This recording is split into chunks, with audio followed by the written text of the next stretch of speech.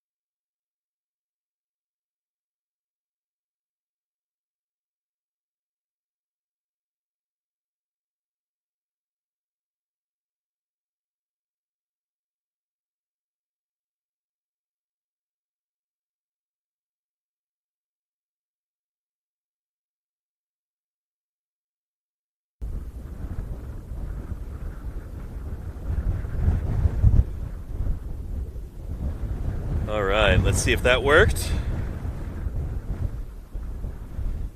Can you see or hear me, anybody?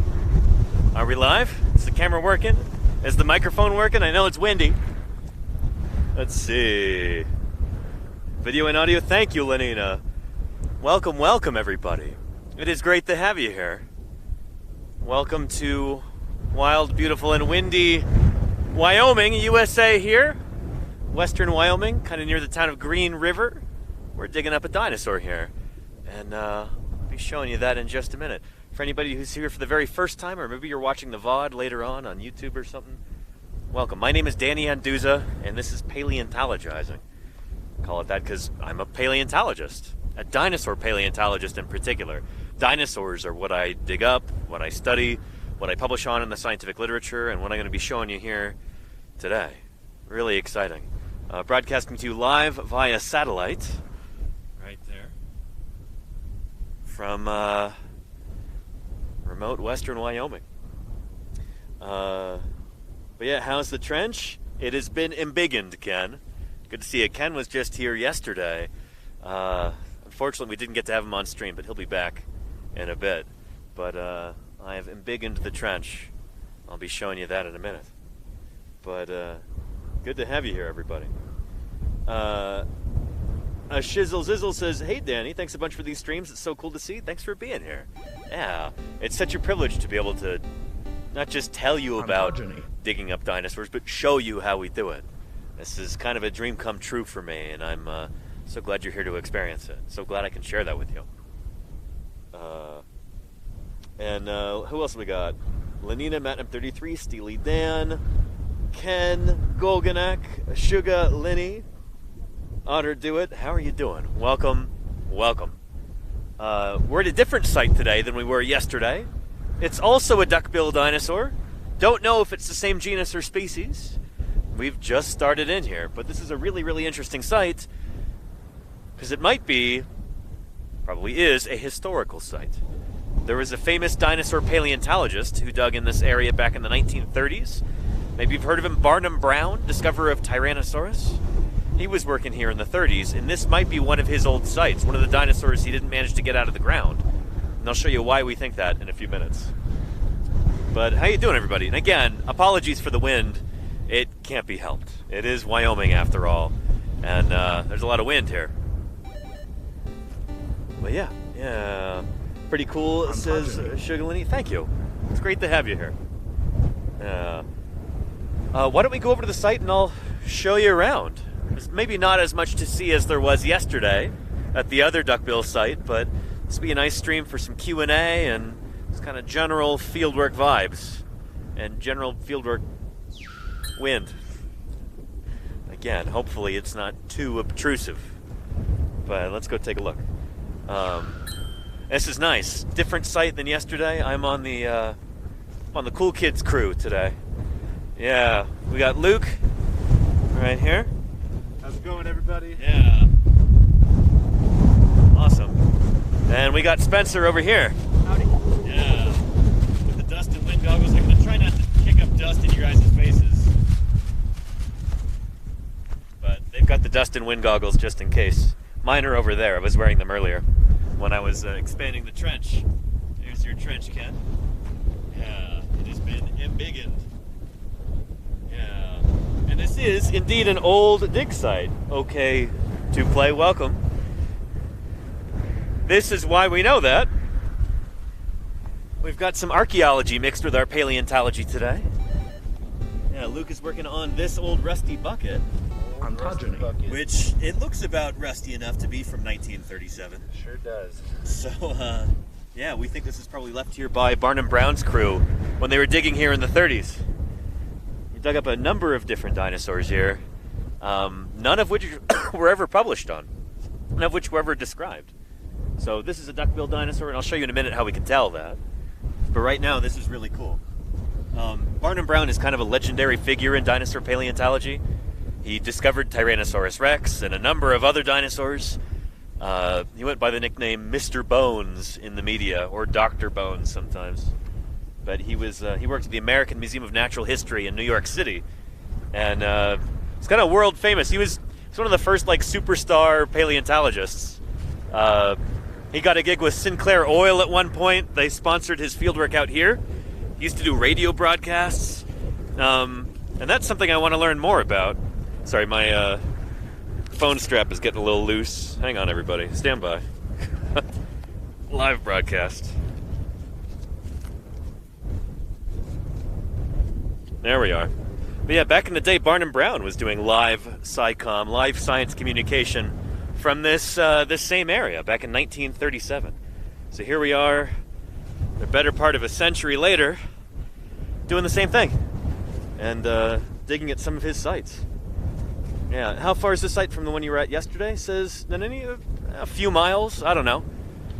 It's hard to say. I have to check the odometer, I guess. But a few miles away. Yeah.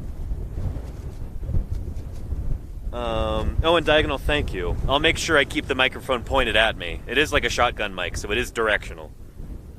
Yeah. But yeah, wow, a bucket. Yeah, the bucket is a nice bonus to have here.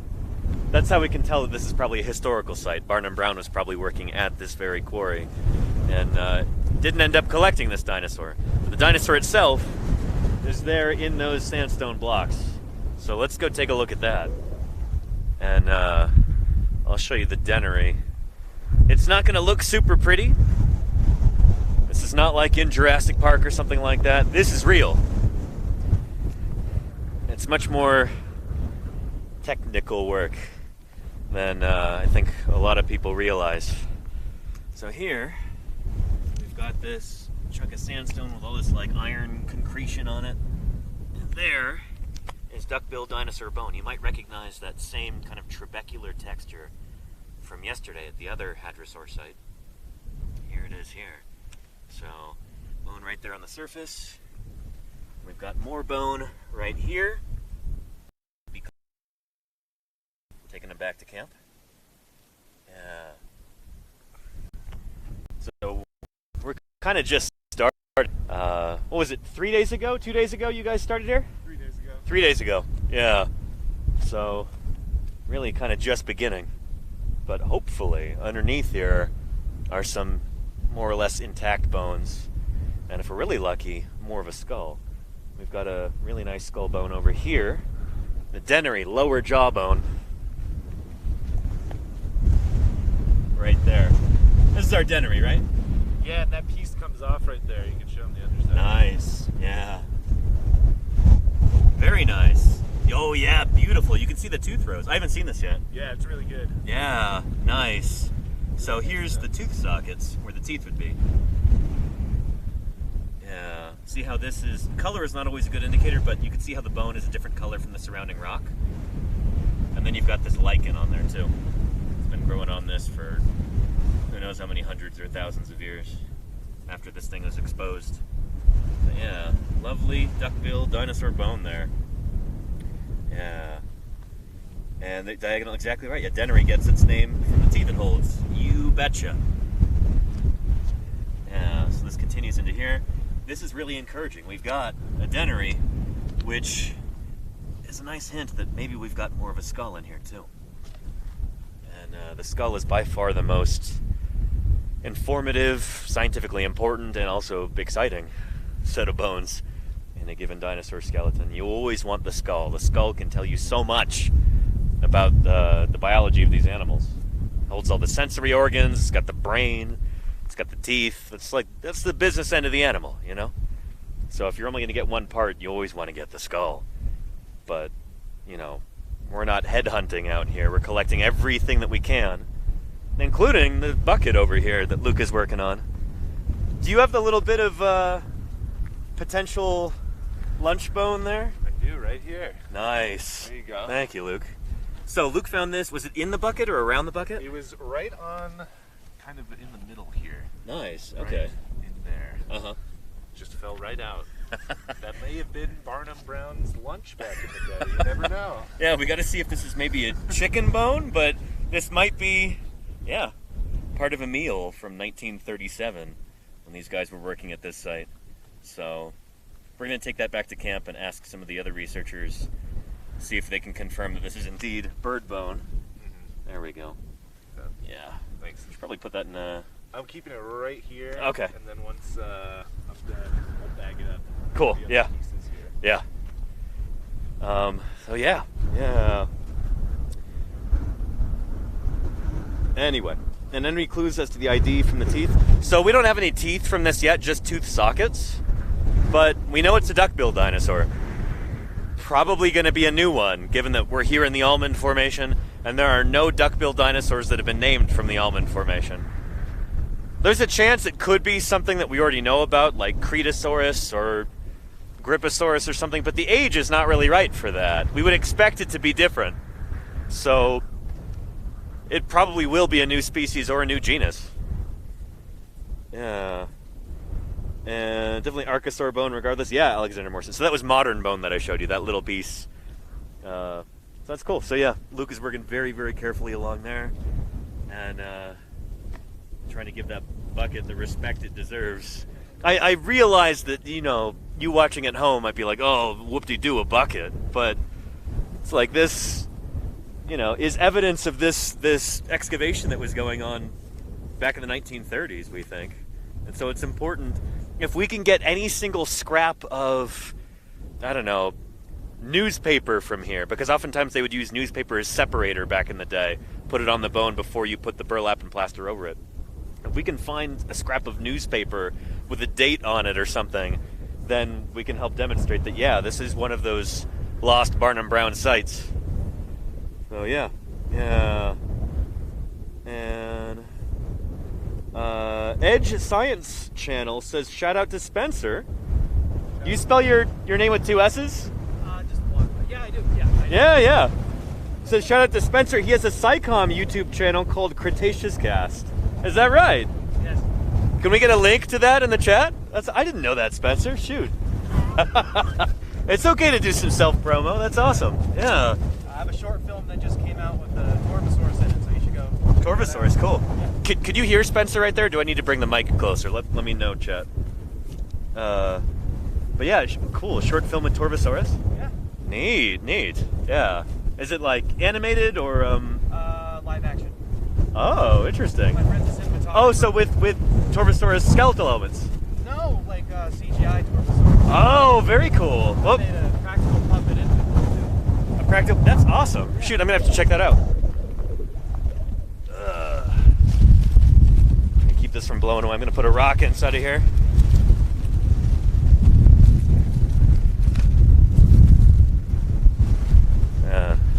Wyoming wind.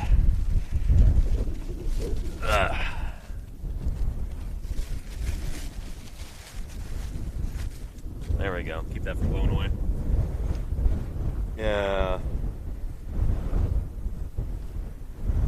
And MLS says, according to the genealogist, newspaper is really good at rotting. Well, there's a paleontologist up in Canada, Darren Tanky, who has been able to relocate a bunch of historical quarries using things like newspaper and old glass bottles and like I think sardine cans and stuff like that. It's like one of the few times that archaeology and paleontology kind of converge, looking at evidence of old, historical dig sites, trying to figure out who was where and what year and that kind of thing, matching it up with historical photos and all that stuff. We'd love to be able to do that here, but so far there's not much evidence that anybody's left here, apart from that bucket and maybe that potential chicken bone there. So, yeah. But yeah, Ghostly Lane says, I love this so much. Hey, I'm going to be doing this all month, so I'm glad you're here. Thanks for joining us. Yeah. And Neverwinter says, newspaper should last longer in less humid environments. Oh yeah. It is definitely not humid here. Oh man. It's funny, the wind really picked up just when I was about to start streaming. So it goes, Yeah. And Dr. Terminator says, has he seen the Walking with Dinosaurs news? Who, me? I was part of it. Well, not part of it, but last summer, that was the reason I couldn't stream in September from the dig site in Utah, is because the BBC crew was there filming, and they had an exclusive contract, no other media. They told me no other photographs, even, the whole time that the film crew was there. And so, or even after the film crew was there. Contract might still cover this year, which would suck. But anyway, yeah. Jim Kirkland and Don DeBlue and Ethan Calgan, a bunch of other people, they'll be in that. So, yeah. Yeah, it's honestly a pain in the butt. But hopefully the end result will be nice. It'd be nice to have a new Walking with Dinosaurs, Yeah. And Erebus says, hello, my friend Nicole sent me here. Well, thank you to Nicole. And Erebus, welcome to Paleontologizing. Sorry about the wind. There's nothing I could do about that. But I'm glad you're here.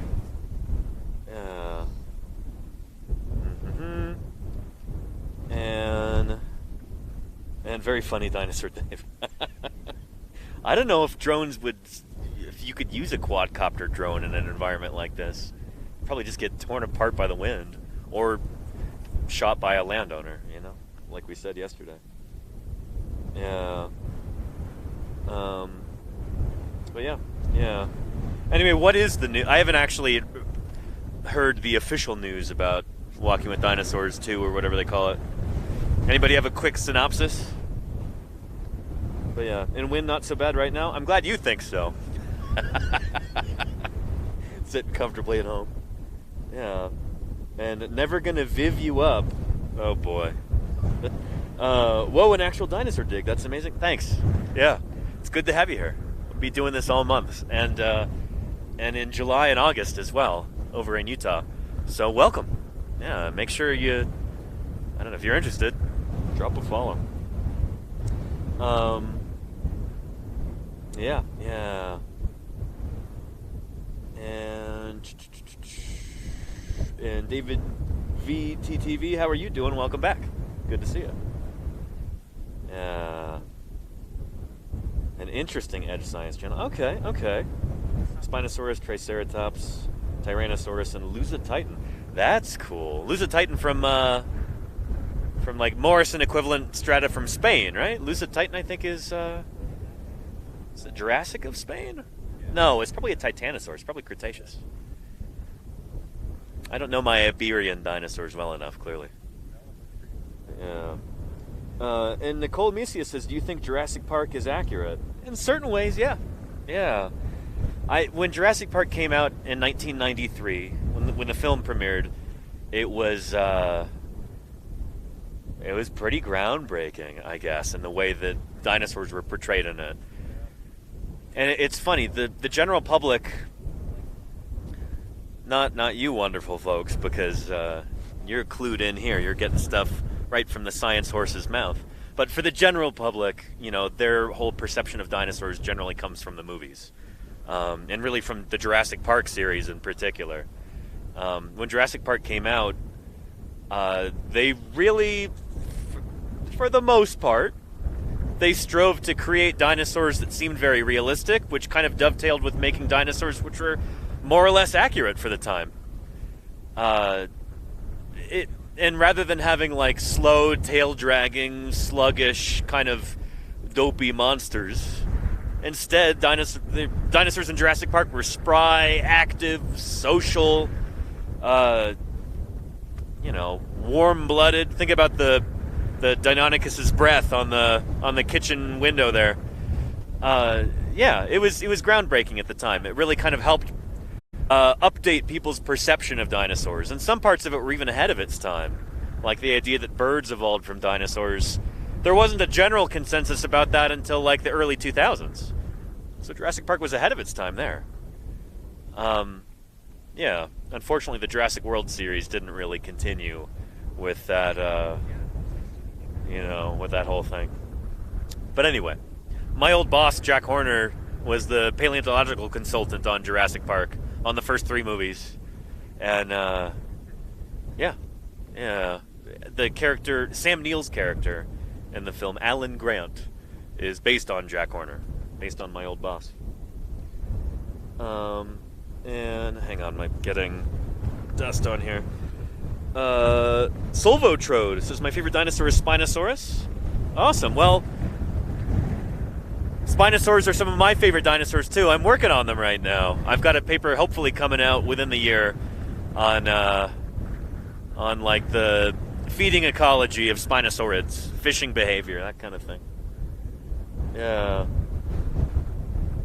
But yeah, and how many of your colleagues would say they were influenced by Jurassic Park to become a paleontologist?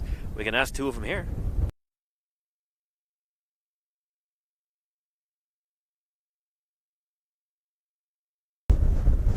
Jurassic Park definitely did have a huge influence on the amount of for dinosaur science. Dinosaurs, so yeah. Spencer, would you say that Jurassic Park had any part in your desire to become a paleontologist? Maybe a little bit. Yeah. Maybe a little bit for me too. Bit. It's kind of like this huge cultural impact. It's hard to avoid, you know? Yeah. Right, nice! We got the bucket. There is the bucket. We find the initials of BB on it. I don't see anything anywhere. cool. You're gonna pick through the interior and see if there's anything preserved inside the bucket? I would like to do that, yeah. Cool. Maybe Here, I'll leave you to it. I don't want to pressure you with the camera or anything. Okay. But yeah. All good. Yeah. And did we find the skull yet? Yeah, the skull is like the first thing we found here. Or part of the skull. We've got a dennary over here, the lower jaw. Again, any questions that anybody has, don't hesitate. That's what this whole thing is about, you know? It's going to be the bread and butter of today's stream. Barnum Brown, the bucket waster. There you go again, yeah. Yeah. Yeah, there is our lower jaw. So denneries have got almost kind of a curve to them, especially in iguanodontian dinosaurs like this. Yeah, I don't think that's the... Got a lower jaw, and then right there, see those tooth rows.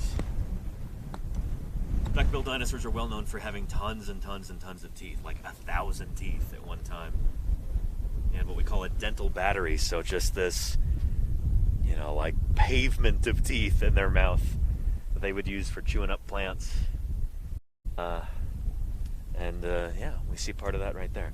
So we've got these bones here on the surface. We're hoping that there's more underneath that are not weathered, that are in pristine condition, and if we're lucky, there'll be more of a skull, like I was saying earlier. Emily says, Danny, explain the bucket for folks who just joined. You bet, Emily. Good idea. So this area of Wyoming, this age of rocks is called the Almond Formation. It's late Cretaceous, about 73 million years old. Nobody's really worked here in almost 100 years. Barnum Brown, famous dinosaur paleontologist, the guy who discovered T-Rex, he worked here in the 1930s, 1937 I think it was. And yeah, he dug up a few dinosaurs, never named any of them, none of them ever got described. And there were a few sites that he seems to have visited and just left behind, didn't collect anything from. This seems to be one of those. And the reason that we think that is the case is because we found this rusty bucket, and like clearly somebody had been excavating here, digging around, kind of doing some exploratory test pits and stuff. And then there's this rusty bucket here, which looks like it could very well be from the 1930s. So again, this is one of those rare instances where you kind of have paleontology, the study of fossils, kind of intersecting with archaeology, the study of human artifacts. With that bucket here, that very well might be from Barnum Brown and his crew. Yeah. It is very old and falling apart. Yeah. A lot of it is just leached right into the soil. Shoot. A lot of... Completely oxidized. Yeah. But I'm interested to see what's in here. Maybe there's, you know... Barnum Brown leave a present for us in there? You never know. Yeah. So it's cool. Barnum Brown is such a well-known figure in the history of dinosaur paleontology that, you know, this is like, I don't know, it's like finding Elvis's ashtray or something like that. Yeah. Pretty cool. Yeah.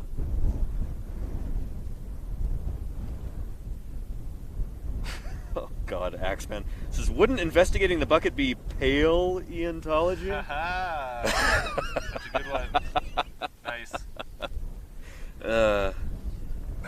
Yeah. Yeah, anywho.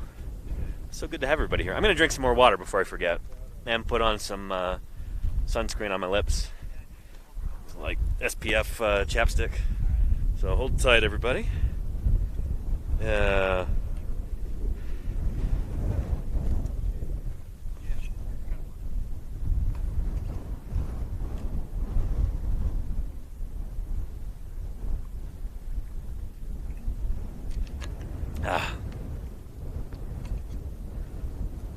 This keeps coming loose. Here. Hang on, I'm going to set you down for a second. Don't panic. Got to readjust my wrist strap here.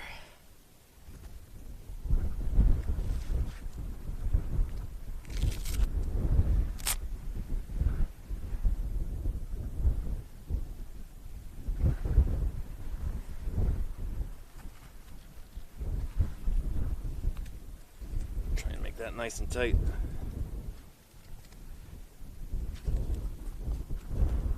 It's made noise, man. There we go. Nice.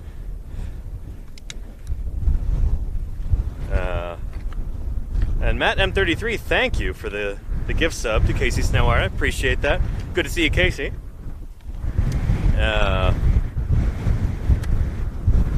Good stuff. Got skin cancer on your lip twice. Shoot, Presbytard. Well, let me do that. Let me put sunscreen on, rather, not get skin cancer. Yeah, I got a blister on my lip when I was here last year because I got a little bit of a sunburn. Don't want that happening this year. Gotta take care of yourself when you're out here in the field. And look after each other.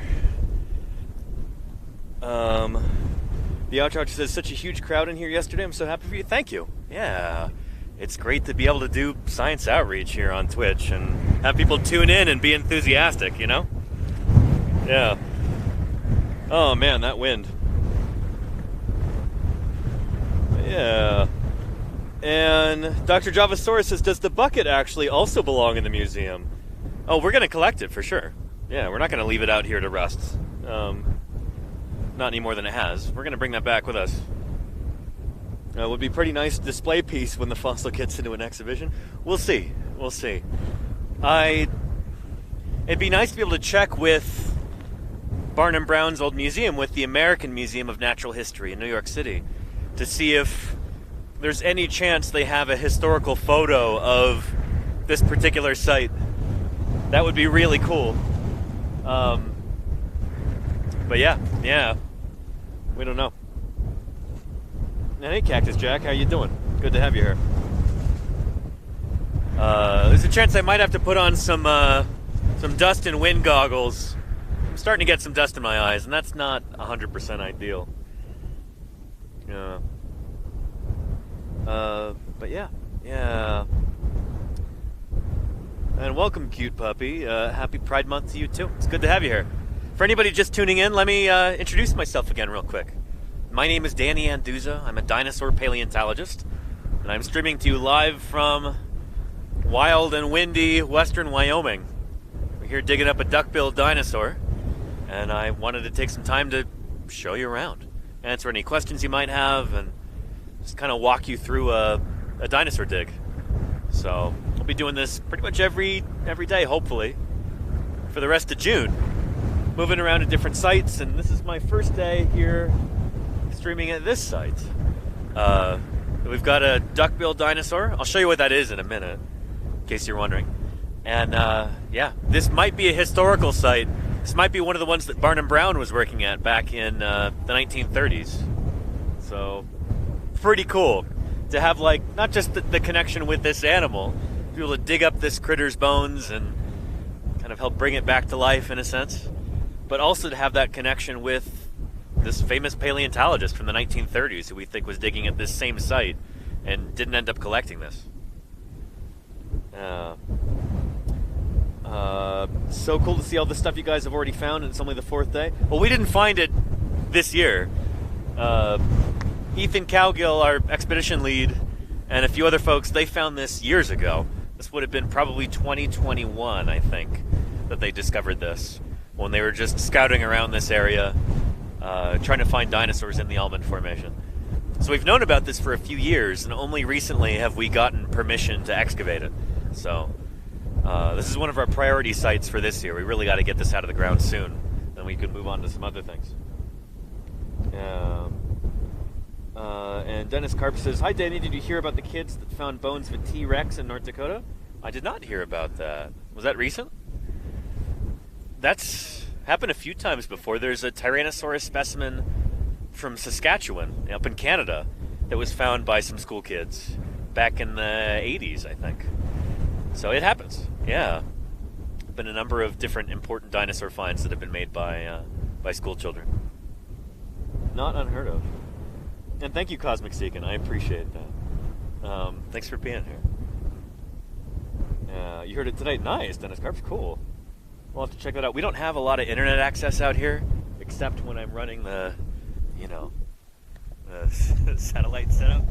So, yeah, we don't get a lot of news. It's funny, some of my news is coming direct from Twitch chat today.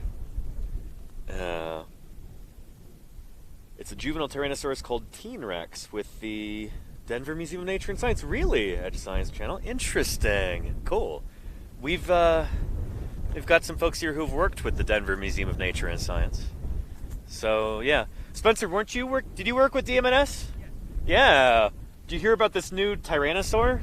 I did. I'm pretty excited. Yeah? Well, what do you know about it? I've got people in chat telling me about it right now. Not much. Yeah? I just saw like an Instagram post, like I think a family found it. Uh-huh. North Dakota. North Dakota. Yeah. And, That's what they were saying too. Yeah. Yeah. Cool. Pretty cool stuff. I'm excited to see it. Nice. Yeah. Yeah, so Spencer here is from Denver and has worked with the Denver Museum of Nature and Science, and now he's out here with us. So pretty cool. Yeah, we're lucky to have him. He's been great. Do you have any fans watching right now, you think? Yeah, some. Yeah? Destin for sure. Nice. Edge. Oh, okay, cool. Yeah, that's exactly who's Yeah. telling me about it. Yeah. Awesome. Well, and then, I've got a moderator from Denver as well. She says, hello, fellow Denverite. Hello. So, yeah. Hello, Denver. Yeah. Yeah. And Luke, you're from Denver too, right? Or no, Boulder. Live in Boulder. I live in Boulder. I was actually an intern at the Denver Museum. Nice, yeah. So I got my- Like I was saying, we've got a bunch of Denver folks here. Can you hear Luke, by the way, chat? Let me know. Yeah, let me know. I've got my dust guard on. Yeah, the wind is something else. Don't want to inhale the dust. Oh yeah, no, that's smart. I'm getting a bunch of it in my eyes, but that's okay. I'll be crying it out later. Not really. Maybe. Yeah, we'll see. And Edge says, do you ever come down to New Mexico? I've never actually been to the state of New Mexico, no. My old crew chief used to work in New Mexico a lot, Denver Fowler. He used to work down there with Bob Sullivan, but I've never been to New Mexico myself. Most of my field work has been up in Montana, a little bit in Nevada, a bunch in Utah, and now a bunch in Wyoming too. So, yeah. But I live in the San Francisco Bay Area. That's where I was born and raised, and that's where I stream every weekday when I'm not in the field. 5 days a week I do, paleontological outreach live streams here on Twitch. Yeah. So check those out. You can check out the VODs on the YouTube page too. Lots of Permian stuff down in New Mexico. That makes sense. Yeah. Oh yeah. Oh, I'm well aware of the cool stuff that's coming out of New Mexico. Absolutely. Yeah. Yeah. Shoot. I think weren't wasn't Termino Cavus from New Mexico? That's one of the taxa that Denver Fowler described. Yeah, shoot, who was the other guy? Termino Cavus and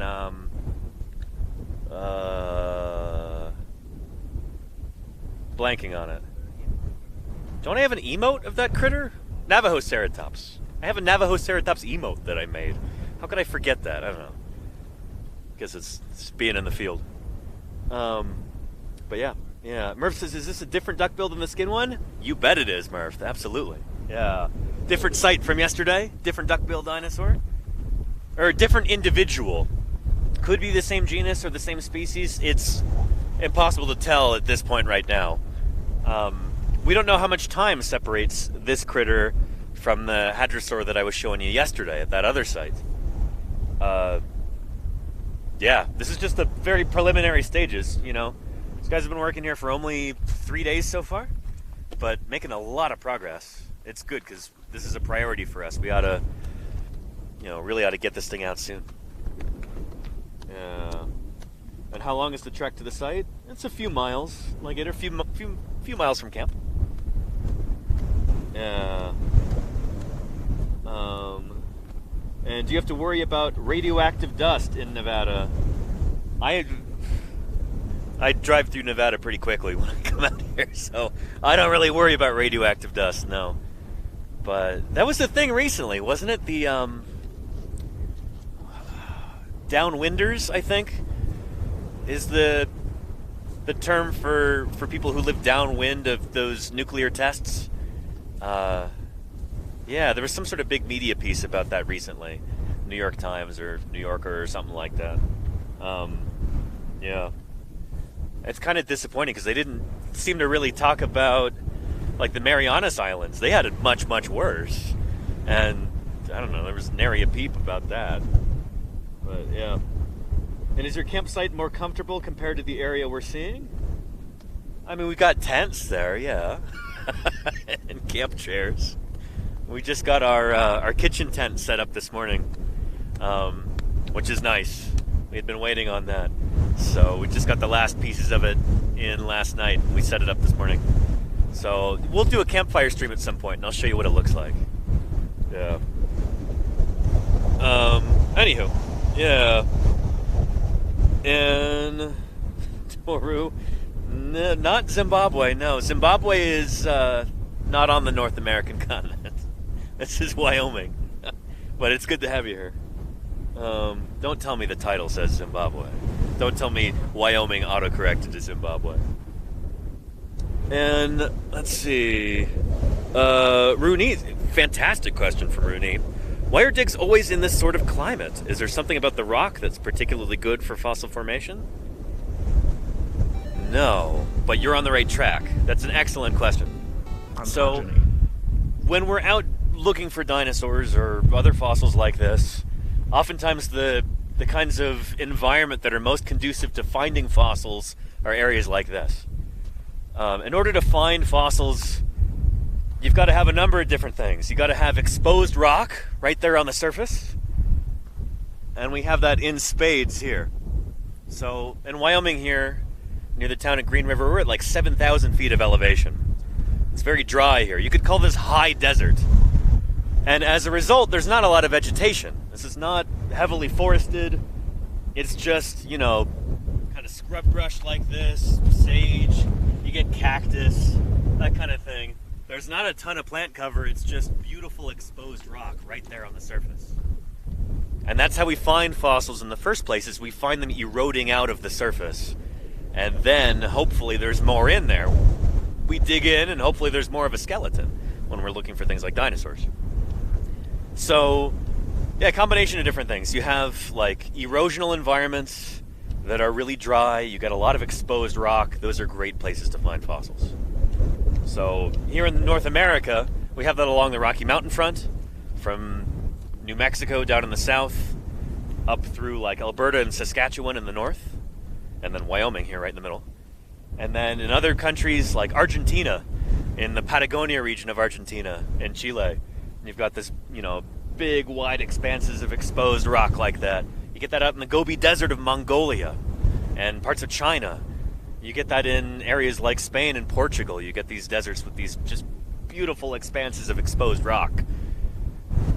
You can't find dinosaurs if they're under a parking lot or, a rainforest or a freeway or whatever. You gotta have like wide open country with lots of room, lots of exposed rock.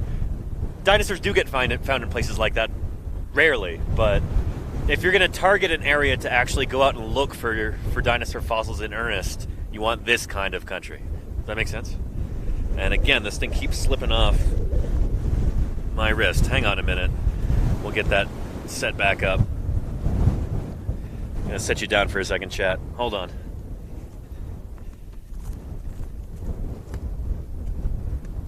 There we go.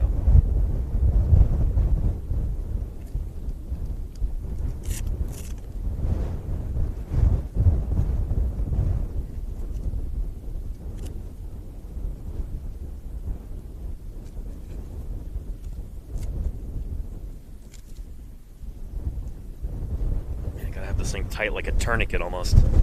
Keep it from slipping off. There we go. Yeah. If it's a parking lot, the best you can hope for is an English king. Yes. I like that, Charlie's Dragon. Yeah. The sand is warm, says Science Streams. Yeah. And Ozman Kamath says, I like my area. Once underwater, has a lot of dinosaur finds. Yeah, Wyoming, too, was underwater for a while during the Cretaceous. Well, at various times during the Cretaceous period. We'll talk about that in a minute, maybe. And yeah, Dr. Hubbs, this is true. This is true. During a lot of, construction projects where there's excavation going on, if that excavation is happening in sedimentary rock, there's good shot you might find fossils. In fact, that's what Luke does, is he works in paleomonitoring. So anytime there's like a big excavation project or something like that, that's his job, is to kind of oversee it. And, if there's fossils, to save them. So, yeah. And Parka Luai says, it's so good to get a glimpse into the real work in the field. Thanks, Parka. I'm glad you're here. Welcome. Yeah. And yeah, paleomonitoring. Absolutely, awkward site work.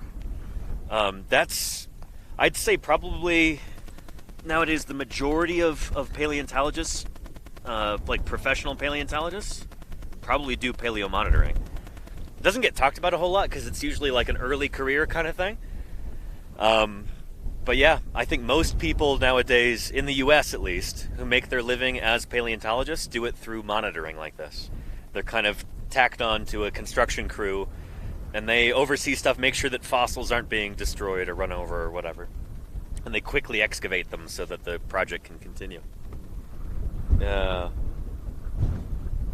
And Alexander Morrison, I'm glad the background is aesthetically pleasing. This is pretty country out here. It really is. And Suppose Seppo says, how do you know where to dig? That's one of our most common questions, and I'm happy to answer it for you. So let's get the prospecting command going, because that also talks about that, if you wouldn't mind, moderators. So at this particular spot, we knew to dig here because there's bone right there on the surface. But that's getting ahead of ourselves. How do we know to come to a place like this to look for dinosaurs in the first place? The thing is, you got to find rocks that are of the right type and the right age and the right setting. So dinosaurs were mostly, well, almost entirely land animals. So you got to look for sediments that are terrestrial in origin. Not ocean bottom sediments, but, from land. So the bottom of ancient lakes and rivers and stuff like that, where you had sediment being deposited, floodplains or sometimes ancient soils and stuff. And you got to find them of the right age. So dinosaurs lived on Earth for a discrete window of time. From between about 240, 235 million years ago, the first dinosaurs evolved. And then they go extinct 66 million years ago, except for a handful of birds. We'll probably talk about that later. But anyway, so if you want to find Mesozoic dinosaurs, non-bird dinosaurs, you have to look in rocks that are of the right age. And then you look at your geological maps to figure out where rocks of the right age are exposed on the surface. So almost all of the rocks on planet Earth have been mapped to a certain extent. So we know how old the rocks are in different places. So yeah, you consult your geological maps, you look for parts of the world where the right age rocks are, and then you look at satellite pictures, you look at Google Earth, you try and figure out where there are places like this that are not paved over, where you've got all this. And then, once you have that, and once you have permission to prospect, you're doing everything by the book, out and you prospect. And that basically means just walking along, staring at the ground like this. Not staring, but actively looking, actively searching. Picking up anything that might look like a little fragment of bone. In fact, this actually looks bony right here. No kidding. I think this is some fossil bone. It takes a lot of practice to be able to tell what is rock and what is bone, but I've been doing this for a long time, so after a while it just kind of comes naturally. But yeah, you look for bits of bone that are eroding out of the surface, and then you try and figure out where they're coming from. Because usually they're spilling out from the side of a hill or something like that. You go find the source, you dig in, hopefully there's a skeleton in there, if that's what you're after. Or if you're a paleobotanist, you're cracking open rocks looking for fossil plants. You know, stuff like that. There's many different kinds of paleontologists. In fact, there are about as many different ways to be a paleontologist as there are different paleontologists. But paleontology is just the study of fossils. It's not just dinosaurs, it's any remains of ancient living things that have been preserved in the rock record. That's what paleontologists study. We're trying to piece together these ancient ecosystems. So that means dinosaurs, that means plants, that means fossil fungi, that means, you know, vertebrates and invertebrates and any other remains of ancient living things. Try to get a sense for, you know, what Earth was like before we came along, before we evolved, which was very recently. Well, hello, we've got a raid here. That is excellent. Really appreciate that. Who was that raiding in? That Variety Girl. Well, that Variety Girl and Raiders, here's some variety for you. Welcome to Paleontologizing. It's good to have you here. We're out digging up a dinosaur right now, and we're glad you could be here. Let me know if you've got any questions. My name is Danny Anduza. I'm a dinosaur paleontologist, and I stream fossil science here on Twitch. I've been digging up dinosaurs since 2011, and I'm really happy to be able to show you what that's like live via satellite. There's the satellite dish over there, our solar panels and solar battery, and then the rest of our crew at this site.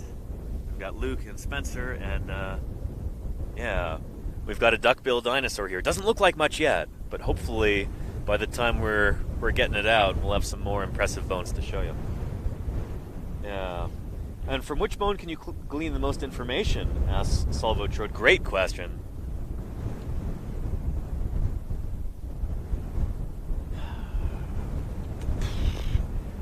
It would be one of the skull bones. The skull is made up of a bunch of different bones. It would have to be one of those bones in the skull. I'm not sure if I could pick just one, though. That's a tricky one. That's a tricky question. The easy answer is the skull, but the skull is comprised of a bunch of different bones. Yeah. But yeah. Holy nice content, says Frank927. Thank you, Frank. Welcome to Paleontologizing. Here, I found this. This looks like a chunk of bone, but I'm not super familiar with this site yet.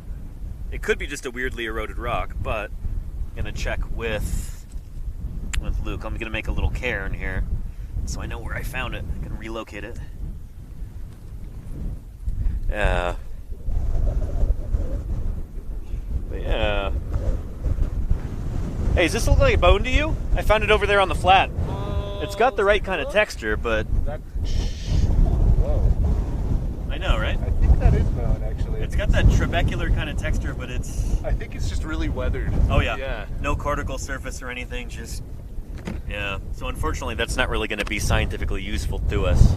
But it's funny, I was like trying to show everybody, you know, this is how we prospect. Walk around and like pick this up. Oh, this looks like bone. Yeah. Like, shoot, that is bone. Yeah, that's But yeah. Anywho, it's Luke and Spencer, and they're here.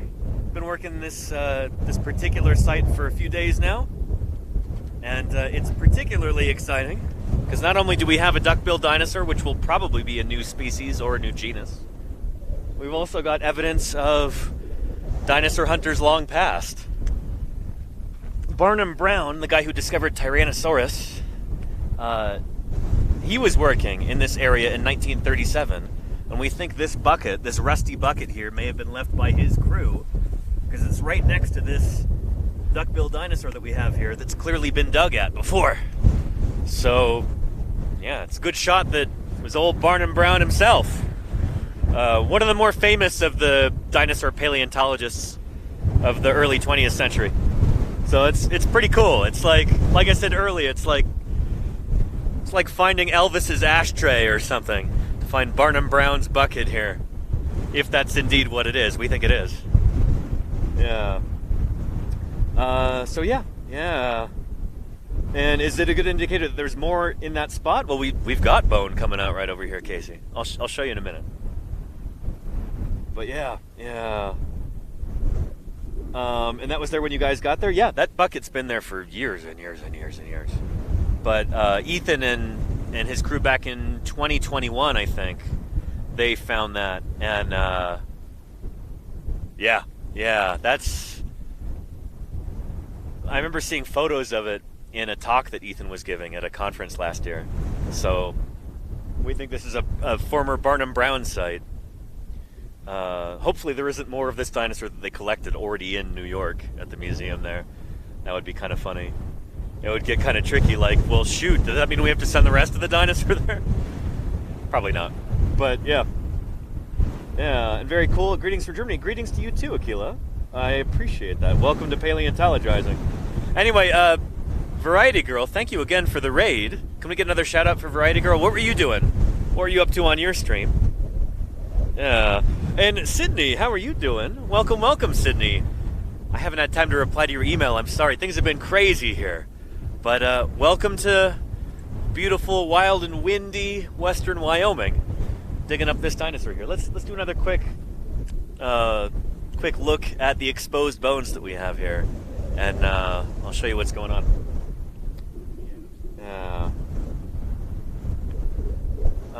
Hopefully Barnum didn't use that bucket for a chamber pot. Well, it was close to 100 years ago, so I'm sure it's fine now. But yeah, so this is not going to look like much. Just telling you, this is not going to look like it does in the movies. This is the real deal here. But we've got a denary of a duckbill dinosaur right here. So the denary is the lower jawbone that bears the teeth. And take this chunk off right there. It's subtle, but you can actually see the tooth rows here. There's like a little groove right here, right here, right here, right here. This kind of whitish part is the bone right there. And then this kind of tan stuff with the lichen growing over it, that's the surrounding matrix. So this is rock, this is bone, Ontogeny. and those are tooth rows. So the teeth have fallen out, but that's where the teeth would be. The teeth probably fell out shortly after the animal died, before it was buried, before it was fossilized. And there's the exterior surface right there. So the tongue would be on this side, kind of behind the teeth, and then there's the exterior right there. So yeah, and I'll show you what kind of dinosaur this is, but we've got bones spilling out all over the place. Most of the stuff that you see here that's kind of whitish, that is bone, and you get that bone texture in there. You can see that trabecular texture. Yeah, like see the texture of the bone cells in this. 73 million years later, you can still see that. It's pretty cool. Yeah. But yeah. Let me show you a skeletal diagram of a duckbill dinosaur here, so you can kind of get a sense for what we're talking about.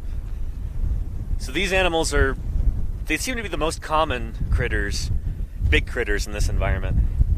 We find them more commonly than any other kind of dinosaur. They're big plant eaters. There we go. They were munching on all kinds of different plants when this area looked very different from how it does today. So the denary, I'll show you without this page blowing away. The denary is this bone right here in the lower jaw. So given that we have denary here, there's a good chance we'll have more of the skull. We don't know if this particular duckbill dinosaur had a skull that looked like this, or if it's one of the crested duckbills. This is what we call a saurolophine hadrosaur. They don't really have the big showy crest that some other duckbills had, like our Parasaurolophus. Can we get some Parasaurolophus emotes going in the chat? The blue guys with the big ridiculous crest coming off. That's a duckbill dinosaur too, a hadrosaur. That's one of the big crested hadrosaurs.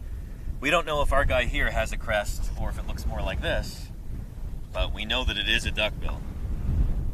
And chances are it's going to be a new species, if not a new genus, because this particular age of rocks is not very well studied.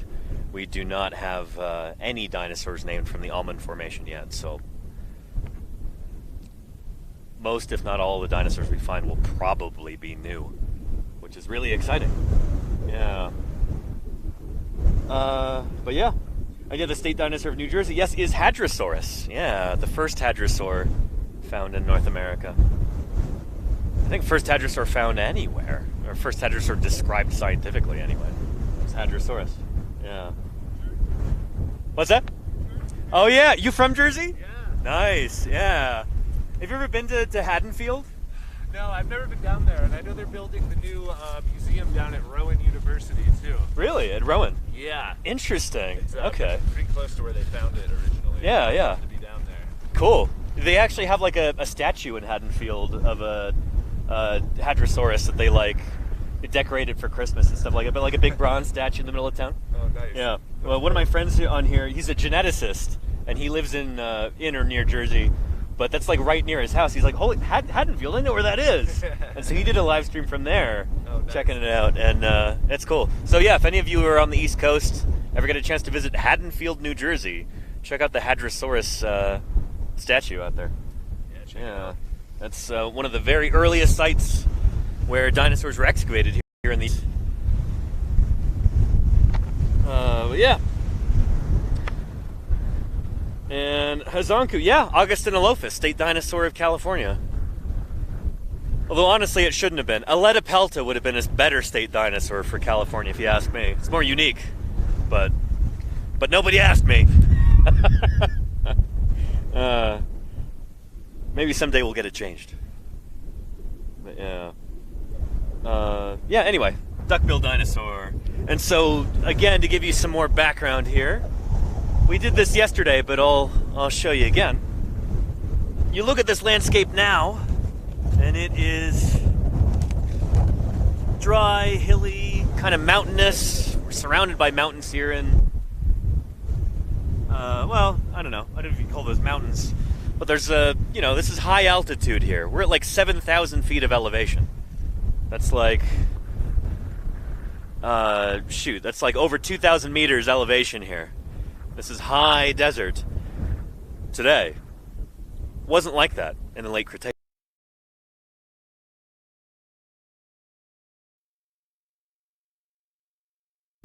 This was at sea level back when these dinosaurs were walking around.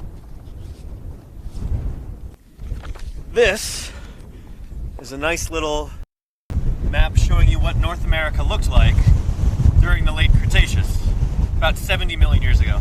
So this is about 3 million years after our dinosaur here, but it's still a pretty good approximation. There used to be this shallow seaway, what we call the Western Interior Sea, that covered North America here. Wyoming is right here, we're about right there. So 73 million years ago, the coastline was even closer. The seaway had expanded, sea levels had risen globally, and so this was the beach. So the sediments that we have here, these particular rocks were laid down kind of on like a coastal floodplain. You'd have had big rivers, kind of like in the Mississippi Delta today. Mississippi River going down through Louisiana. This would have been a similar kind of environment to that. Lying, swampy. You had, crocodilians swimming around doing their thing.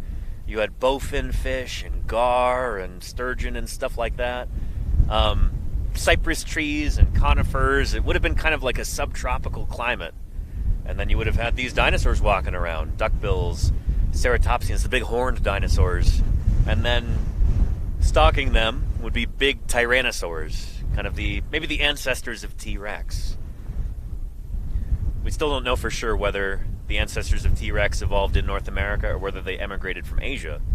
But we had tyrannosaurs of one kind or another here, even if they weren't the direct ancestors of T-Rex. It's still a matter of debate. But yeah. It's cool to think about. And it makes a lot of sense, too, when you realize that some of these areas today are very oil-rich. Texas, Oklahoma, maybe Nebraska and Kansas, too? I'm not sure. But I think those, it could have been during the Permian. I'd have to look that up. But oil forms at the bottom of oceans. It's like the compressed remains of ancient plankton and stuff like that. So anytime you have oil deposits, that means that area used to be under an ocean. And so I bet you some of the oil that's found in that part of the country today was formed underneath the Western Interior Seaway during the late Cretaceous. Pretty cool to think about, right? Yeah. And was this at sea level back then? Yeah, Harry Vetch. Yes, indeed. Right here is where we are, near Green River, Wyoming. And at the time, the seaway was even closer. So this would have been the beach back then. And yeah, again, this is 70.4 million years ago. 73 million years ago. 3 million years older than that is about how old these rocks are and when these dinosaurs were walking around. So, yeah. Hope that makes sense. Cambrian kids, remember? Yeah, there you go. Yeah. Sure, the changes are slow, but amazing what time can change. Absolutely. Okay, Duplay, definitely. I think that's one thing that I get really excited about when talking to the public is, you know, it's nice when you can tell somebody about these changes that have taken place on planet Earth. Very slow changes, but those slow changes build and build and build over millions of years, tens of millions, hundreds of millions of years, billions of years. And the end result can be really dramatic. And that's a cool perspective to have. It's a perspective we wouldn't have any sense of if we didn't study geology and paleontology. So yeah, I think that's maybe societally the most important thing that fields like paleontology provide is perspective. You know, they give us an interesting take on, like, you know, our own place on this planet and the history of life on Earth, our own place in the universe. It's pretty cool. And it's neat how, you know,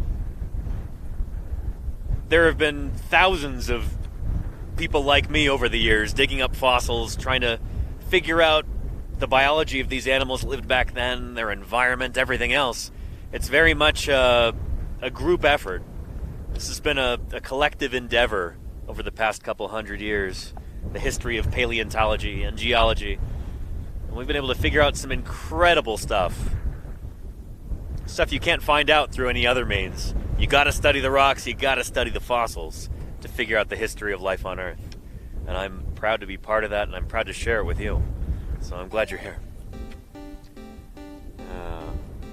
And what are the dinosaurs that evolved and still exist today? Oh, Frank, those are birds. Birds are the only surviving dinosaurs.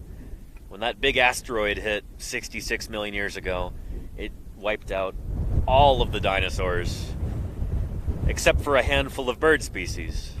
Most birds that lived at the time also went extinct. Only a handful of bird species survived, and they have since diversified into the over 9,000 species of birds that we have on Earth today. It's pretty cool to think about. So that was 66 million years ago that mass extinction happened. These strata here, these fossils that we're digging up, about 73 million years old. So, yeah, about 13 million years before the big extinction. This is the heyday of the dinosaurs. Yeah.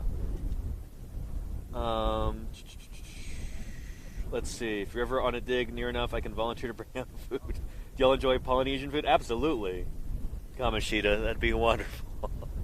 But we're out in the middle of nowhere here, so probably not big chance we'd be close by. But I appreciate the thought. Yeah. It's bad noise, man. Yeah. And Frank, I got the same question yesterday. Would it be possible to reproduce a dinosaur in a lab, like in Jurassic Park somehow? Not in the way they show in Jurassic Park, no. You need DNA for that. We don't have any dinosaur DNA whatsoever. DNA doesn't seem to last for, you know, tens of millions of years, let alone hundreds of millions of years. It's too fragile. It degrades too quickly. We don't have any DNA from dinosaurs from the Mesozoic. Yeah. And there's a million other reasons why it wouldn't work. But that's one of the biggest ones. You don't even have the, you know, square one. You don't even have the DNA. But there is a different way you could try and, like, recreate a dinosaur by taking a modern dinosaur, a bird, like a chicken, and then modifying it via, manipulation of the embryo or via like genetic modification to try and make it look superficially more like a velociraptor or something like that. And there's actually a laboratory working on that. It's called the Dino Chicken Project. My old boss was kind of in charge of this, Jack Horner. And they're still working on it. It might sound like a frivolous science fiction-y kind of thing, but they've been able to learn a tremendous amount about embryonic development, and there could be the potential for curing some human diseases through that as well. Diseases like ankylosing spondylitis. There's a really neat TED Talk about this by the lead researcher Dana Rashid. You should check that out. We've probably got a link going in the chat already. But yeah. Anyway. Yeah. Let me know if you've got any other questions. And Fujoshi says, sounds unethical? I mean, shoot, dude. I'm a vegetarian. People do horrendously unethical things to chickens on a global scale. These chickens would be remarkably well treated compared to that. So, I don't know. And doing it for science rather than just, for profit, I think makes a big difference too. So, we can talk about that another time. But yeah.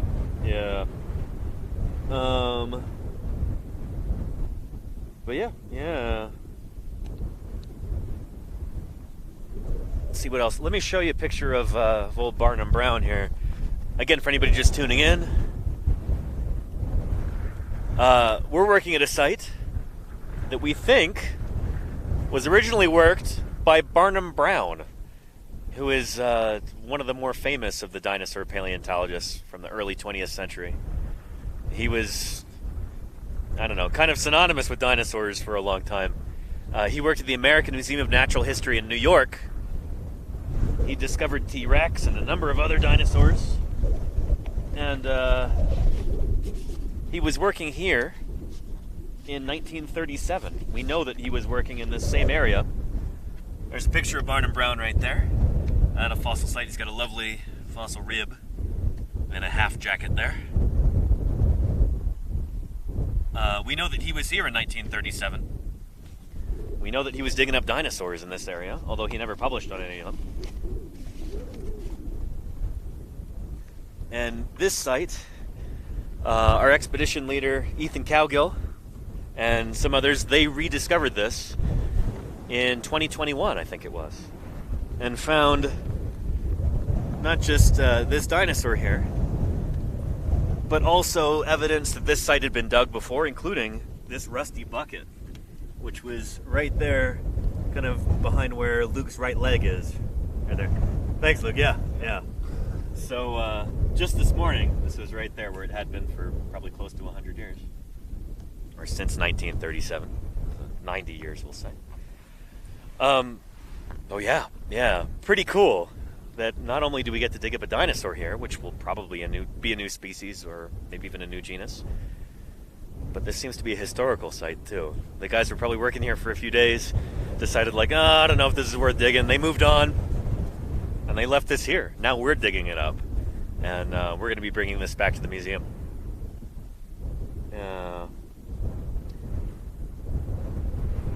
And is the bucket going to a museum? You bet, Lugnudo. Yes, we'll be taking that to the museum as well. Pretty cool.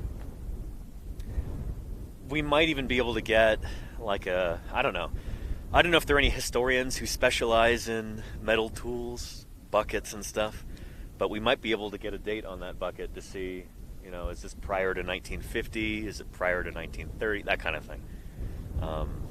Who knows? Yeah. There are some other paleontological crews up in Canada who have been really good at this, where they'll relocate old sites. They'll find they'll be out prospecting and they find bits of a dinosaur and they go, hang on, somebody's been here before. There's bits of plaster around. There's discarded trash. There's newspapers from the 1910s, and they're able to figure out which paleontologists from that time were actually digging there and then they can match up these new bones that they found to the old bones that were collected back then, so they can kind of fill in more of the skeleton. It's exciting work, and I think it's really neat. It's it's like detective work. Yeah. Show the bucket on Antiques Roadshow. I don't know if that. I don't know if they'd be impressed. Yeah. And let's see. Oh, did someone mention Darren Tanky in chat? Yeah, Dyson Dinosaur, how are you doing? Welcome, welcome. Yeah, Darren Tanky, he's got some great talks about that, about relocating those old sites. But yeah, welcome, Dyson Dinosaur. Yeah, we think this is one of Barnum Brown's old sites. And it is a hadrosaur. Dyson Dinosaur, you work on iguanodontians. Let me show you this dennery over here. We've got a bunch of exposed bone here on the surface.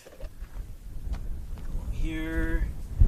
And we're digging in to see if we can find more. We're going to collect everything that's on the surface here. And then hopefully the bone will be nice and fresh and intact under the surface. We do have a bone over here.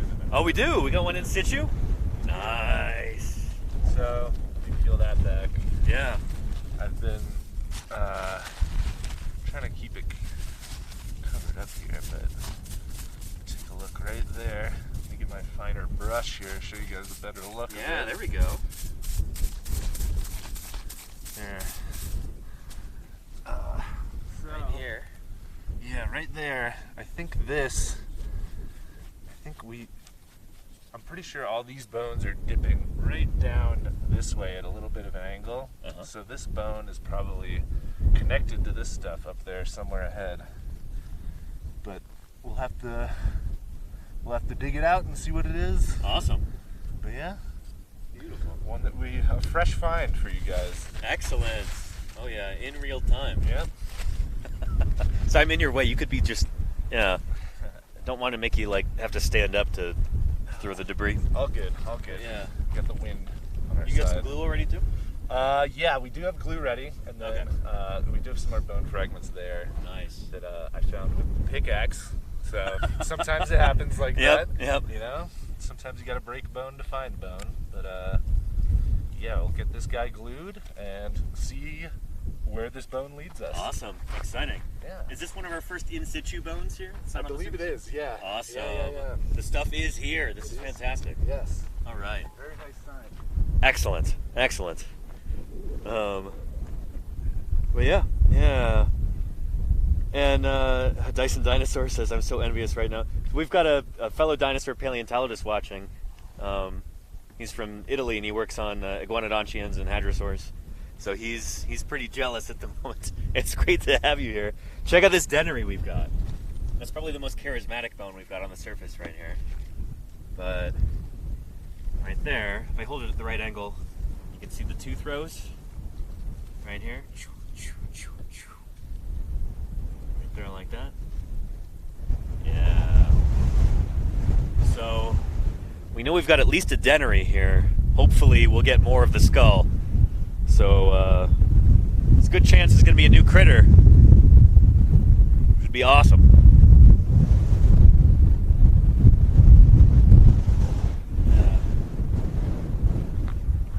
Yeah.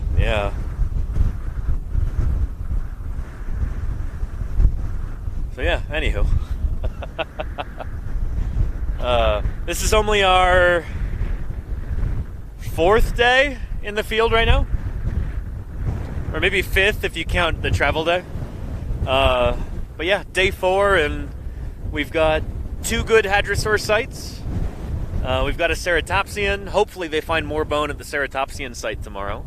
Apparently they've got more of the frill, and apparently they've got 2 ribs, or what they think are ribs, which is exciting because that would mean that we've got skull and we've got postcrania. And then we've got a couple of other sites with kind of a grab bag of different small critters that also lived at this time and place. Some fish bones, remains of some bowfin, plants and invertebrates, and if we're really lucky, we might get some lizards and mammals and stuff like that. And we've got some sites with turtle bits as well. Lots of turtles in this environment. Because again, if you're trying to picture what this area looked like during the Late Cretaceous, think about a Louisiana bayou. Think about the Mississippi Delta. You know, very wet environment, very flat, kind of tropical. You had crocodiles and turtles and gar and sturgeon and bowfin, and then dinosaurs walking around too, in among cypress trees and redwoods and probably like dogwoods or similar trees to that. Would have been a sight to see back then, you know? And, well, Raptor Nuggy, it's great to have you here. Holy cow, welcome to Paleontologizing. Welcome to beautiful and very windy Wyoming. We're here digging up these dinosaurs. So Spencer and Luke back there have got their dust goggles on because, man, this wind is unrelenting. Yeah. And Vitam S says, I started watching Don't Look Up that you mentioned. Can't wait to finish it after work. It's so good, isn't it? Oh, man. And, like, as a scientist watching that, it gave me nightmares, honestly. It's a scary movie, even though it's not supposed to be scary. It's just really good. Very affecting movie, I felt. And where's the one dinosaur dog you wish you could go back and see or take part in? No, Dinosaur Dig, Andrew Memorex. I was going to say, our dog is at a different site today. The dog who was on stream yesterday at the other Hadrosaur quarry. One Dinosaur Dig I wish I could have participated in. Oh boy. Either some work in Antarctica would have been really cool, or maybe some of the work in Mongolia. I don't know what time, though. It's a good question. I've never thought about this before. What historical dinosaur dig would I have most liked to have participated in? I'm not sure. I've been really lucky that I've done, I've been to a lot of dinosaur excavations. I've been digging dinosaurs since 2011. Oh yeah. Several new species under my belt. And can't complain. Yeah. It's like Jim Kirkland says, this is the golden age of paleontology. These are the good old days, today, right now. And I'm extraordinarily lucky to be part of it, to contribute to help make things happen here. Dino Dax says, if the job existed, would you be a space paleontologist? Asked Dino Dax. Nah, there's no dinosaurs up in space. I don't know. Other planets are cool, but I'm an Earth guy. We got dinosaurs here. And how many people are on this dig, and how many dogs? One dog and like 19 different people. We've got a big crew this year. Bigger crew than I've been on in a long time. And we've got this site, the other Hadrosaur site, the Ceratopsian, Turtle Hill, and then Q-Town. We've got 5 different sites going, all simultaneously. So I'm going to be bouncing around to different sites throughout the week, and throughout the rest of the month. And, yeah, exciting stuff. And where's the campsite? It's a few miles away, Andrew Memorex. Yeah. And Murph says, what's Q-Town? So that's a site that Quinn found last summer. And it's got some good turtle bits and I think some fishy parts, too. I think that might be where our best turtle is so far. At Q-Town. Yeah. We give the sites different names so we can tell them apart. Some of these sites have fairly nondescript names. We call this one, I think it's called Dex. I forget why. I think it was like the initials of the guy who found it. Or refound it, I guess, in 2021. Because again, we think this was originally found by Barnum Brown. Yeah. And are they students? I know a lot of students work on digs like this. We do have some students here, yeah. So Spencer is a student right now. And then Luke works in mitigation paleontology, like paleo monitoring. But we've got a bunch of students on the crew. We've got people, several kind of younger people for whom it's their very first dinosaur dig. So it's cool that we can do that we can be kind of an incubator for young aspiring paleontologists. I feel proud to do that, and it makes me feel like an old man, you know, because I've been doing this since 2011. And silly question, but how can we tell coprolites if dinosaurs like spicy food? Advanta, I don't know. Were there any spicy foods back then? I'm not sure. Maybe certain kinds of insect would be spicy. Formic acid and ants and stuff. I don't know. Yeah. And how does one apply to be a student? Raptor Nuggy. Well, I mean, there's students at various schools throughout the country, mostly in the Rocky Mountain region. We've got students here from Salt Lake City Community College. We've got students from University of Colorado. We've got students from Pennsylvania State University. Yeah. And then, you know, there's various, if you're looking to volunteer on a dinosaur dig, there's a number of different programs throughout the country, and throughout the world too, not just in the US. But if you type in !participate, I've got a little write-up about that. Whether you're a student or just an interested member of the public or whatever, like, the crews always need volunteers. And if you're comfortable, you know, living and working in an environment like this for a couple weeks, at least, sleeping in a tent every night, you know, pooping in a bucket, kind of, you know, living rough a little bit, then maybe fieldwork is for you, especially if you're interested in fossils. Yeah, and if you're willing to learn and work hard and put up with some discomfort and hardship, because we always have that out here. We've got that in spades. And then yeah, maybe this kind of work is for you. You had me a bucket, says Retro Roadshow. And Kennedy says, could dinosaurs taste capsaicin? I don't believe birds taste spiciness. That's why I've been putting all of that cayenne pepper on the bird feeder so that rats and the squirrels don't take all the bird seed. But yeah, you're right about that, Kennedy. Yeah. And cheap manual labor is desirable, says Admanta. Well, that's the thing, is we can feed you out here, but we don't have the budget to pay anybody. Honestly, I'm one of the few people getting paid right now because I'm getting paid from you lovely viewers via Twitch. But everybody else is taking time off of work to be out here. And we've got a few paleontologists from Cincinnati who are salaried, and so they're getting paid regardless. But this is part of their job, and we're collecting fossils for their museum, which is why they're here.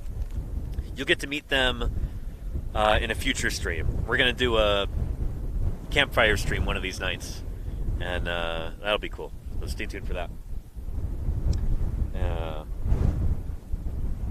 And Lowak T-Tuck says, sounds like an artifact dig. Roughing it, heat, sunburn, dirt. Lots and lots of dirt. Yeah.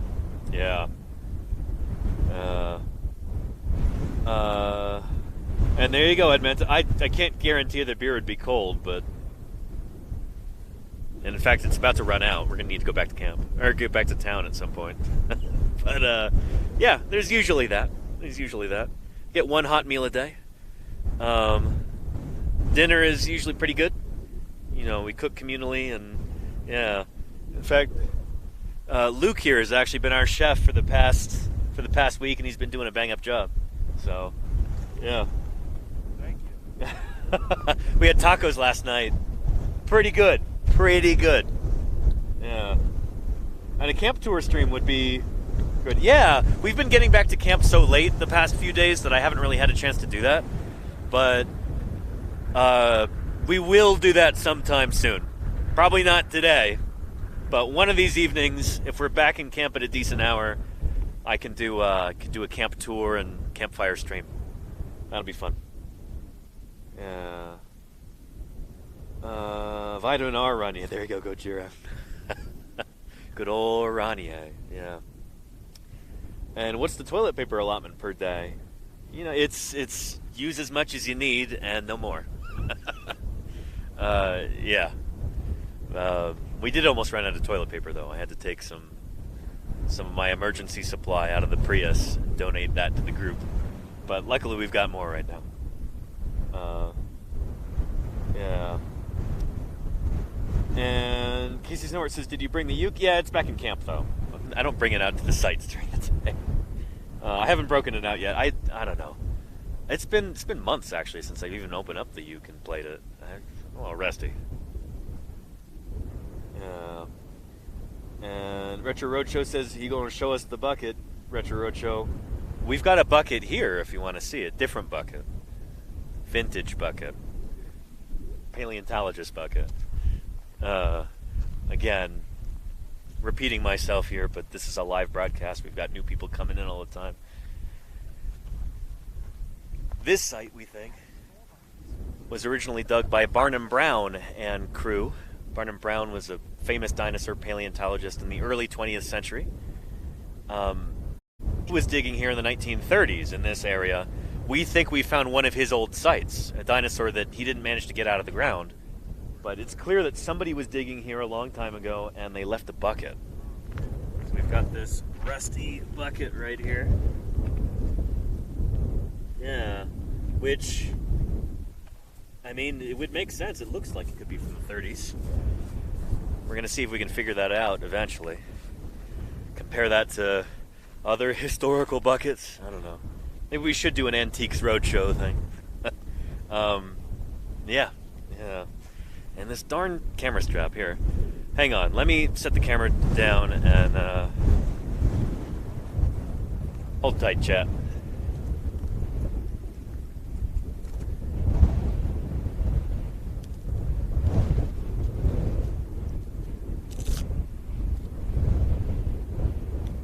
There we go. That's better. Yeah.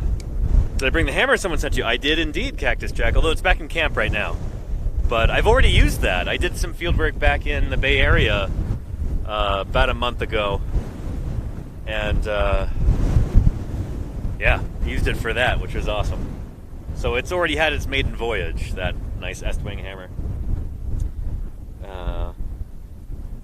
I wonder if the purpose of the found vintage bucket was used as for the same function as present camp's current bucket. Arle, it's a possibility. Maybe that would be why they left it, but I don't know. In a wide open landscape like this, there are plenty of places to poop. So I don't know if they would have even needed a bucket, to be honest. Yeah. Yeah. But yeah. What are some of your guys' favorite dinosaurs, Prince Ninerda? Oh shoot, I'll tell you some of mine first, and then I'll ask the guys. Triceratops is one of my favorites. I answered the same question yesterday, but that's okay. Yeah, I've dug up a lot of Triceratops in my day, so it's very near and dear to my heart. Probably dug up 24 Triceratops over my career so far. At least 12, if not 24. I don't know, I'd have to tally them up. Spinosaurids, like baryonyx, are a group of dinosaurs that I'm working on right now. Gonna get published soon. So I really like them.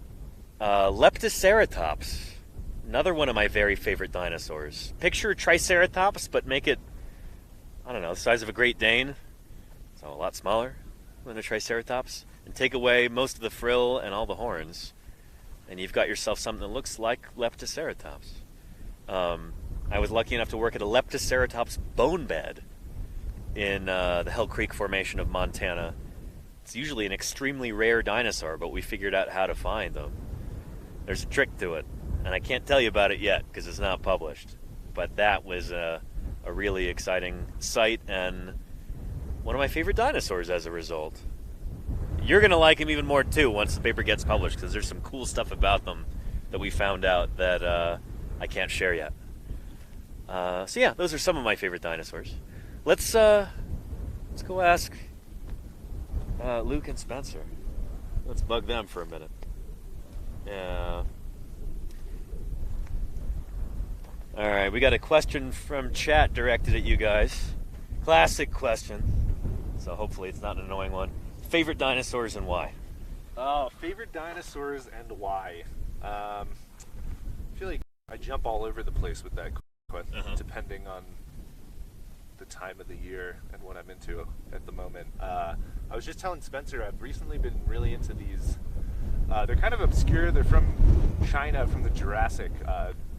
They're called Scansoriopterigids. Yeah, there's like right? Epidexipteryx. Yeah, they're Ichi. they're very bizarre. Incredibly weird animals. They have these like bat wings almost with like a membrane rather than feathers and everything. They're weird. They've got like rat teeth. Rodent-like, yeah. Yeah, and it's just incisors. it's really just interesting because it shows that the evolution of flight occurred at least twice in dinosaurs, which a lot birds of first, and then in these guys. I think, which a lot of people aren't aware of. Incredibly strange animals. Yeah. Ichi, also the shortest genus and species name of any dinosaur. Yeah. But yeah, it's incredibly weird animal. We've talked about it a bunch of times on my channel before. Okay. Yeah, I don't know if I don't know if there's a general consensus, 100% sure that they had powered flight, but it certainly looks like they did. Right. Yeah, they might have just been gliding around. Yeah, which is so weird because we used to think flight only evolved 4 times in the history of life on Earth. First insects, then pterosaurs, then birds, then bats. But in between birds and bats may have been the Scansoriopterid dinosaurs, like Ichi. So yeah, it's a good answer. I was not expecting that. Yeah. Not. I mean, I was expecting a good answer. I was not expecting that answer. Yeah. Spencer, how about you? Favorite dinosaurs? It's a less good answer. Yeah. So I have a childhood favorite. It's T-Rex, just because Jurassic Park got me into all Yeah. dinosaurs and all that. We know a lot about T-Rex, so it's Yeah. not a bad answer. I love T-Rex, but my other favorite is Torvosaurus. Nice. Yeah. Yeah, that one was a cool story because I was at you ever been to the Denver Fossil and Mineral Show? No, I haven't. Yeah. There was a guy there who just gave me a Torvosaurus hand claw cast. What? Yeah. Oh, wow. And I was Oh, a like, cast. Wow, this is really Gotcha. cool. Yeah, cast. Nice. Cast. Yeah, no way. But yeah, he just gave Cast me is a replica, molded and cast replica. and I was like, Yeah. wow, this is really cool, and it really got me into the animal and researching it. Yeah, they are really neat. I got to talk to you about this, but I've got a potential project on Torvosaurus. Oh. I want to talk to Matt Lamana about it when he gets here, but yeah. That's awesome. We'll see if it goes anywhere. It's a hunch that, and it might upset a lot of people. I'll tell you. I'll tell you later. Yeah. But yeah. So yeah, some good answers. Thanks, Spencer and Luke. Appreciate it. Yeah. Try not to interrupt them too much because while I'm yammering on here, they've got to do the actual work, and we got to get this site done pretty soon. So, yeah. But yeah. But yeah. Anywho. And Carnotaurus, mainly for the arms, Dinodex. Yeah. Carnotaurus is a cool dinosaur. Carnotaurus is also interesting in the sense that it's a very well-known dinosaur to the general public.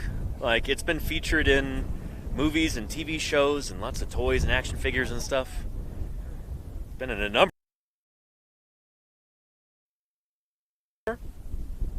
One specimen we have of it. We only have one skeleton of Carnotaurus. It's a pretty good skeleton, but it's not complete, and it's the only one. Yeah.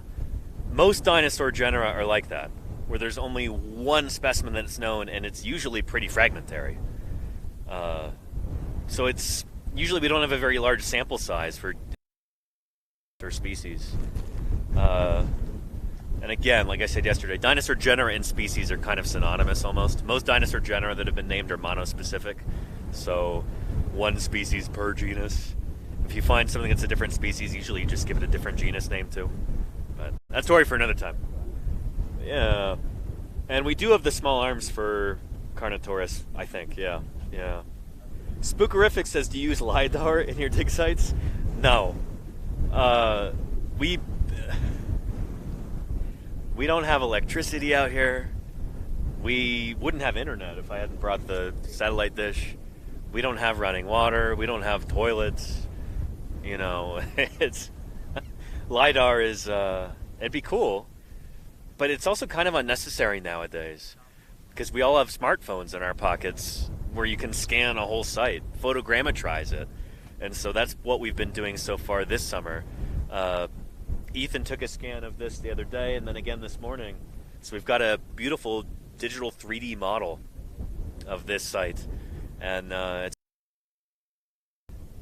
you don't even need a fancy, expensive LiDAR setup or anything. There are a number of different paleontological crews that have used LiDAR, but it's usually not worth it. It's too expensive. It's too much hassle. You don't really get anything out of it that's worth all that effort, you know? Yeah. And Cactus Jack says, what is the oldest bone you have found? That's a good question. Shoot. Not that old, I guess. Maybe about 150 million years old. In the Jurassic of Utah. I don't think I've ever found anything from the earlier Jurassic or the Triassic. Almost all the dinosaurs I've ever dug up have been Cretaceous. And let me show you what that means, too. Let's break out another visual aid here. And let's talk about the history of life on Earth, shall we? It's always a good time. Yeah. And what about muon tomography? No, we don't have anything like that. The most advanced tech that we have, like the whole expedition, you're looking at it right here.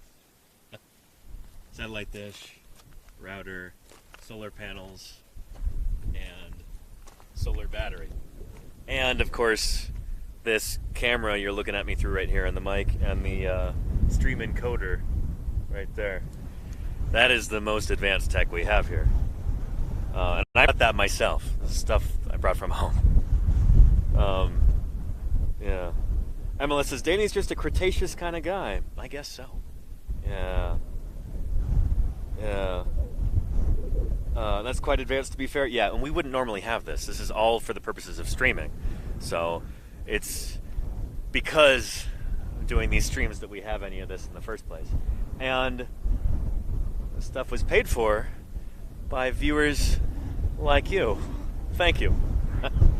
Sound like PBS here. But yeah, all of this stuff, I couldn't have afforded to buy this if it weren't for Twitch chat here. So thank you for making this possible. And I hope you're enjoying seeing the fruits of your support here. That's right, I was going to get the time chart. Let's take a look at that.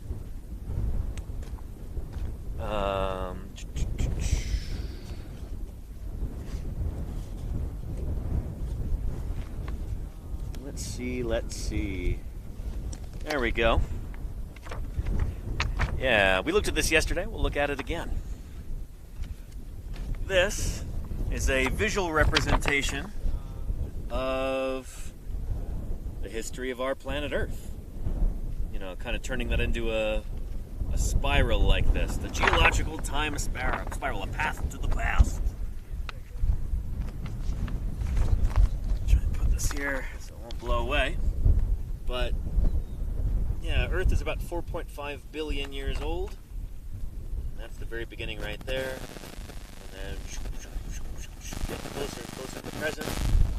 Then you get life first evolving, roughly 4 billion years ago. Stays single-celled for a long time. Then you get multicellular life. Through the Precambrian, life gets cooler and more complex. You get things like jellies. You get worm-like critters. You get trilobites. You get eventually vertebrate animals. And then in the Mesozoic, you get dinosaurs evolving in the Triassic. And then they continue from the Triassic through the Jurassic and all the way to the end of the Cretaceous. Then they go extinct, except for a handful of birds, which were extremely successful after that. The birds diversified into over 9,000 species today. Anyway, here's us right here, in the present. So, this is the age of mammals, up until here, 66 million years ago. Then you get back into the age of the dinosaurs. And this doesn't necessarily give you a good sense of scale. So, on the other side, I've got this. Different time spiral here. Whoop, like that. So, 4.5 billion years ago, formation of the Earth, and then all this cool stuff happening. Earth's magnetic field established, earliest photosynthesis, glaciations, permanent atmospheric oxygen, and you go all the way until here into the Paleozoic. Yeah, dinosaurs first evolved at the beginning of the Mesozoic in the Triassic in the purple. The blue is the Jurassic, the green is the Cretaceous.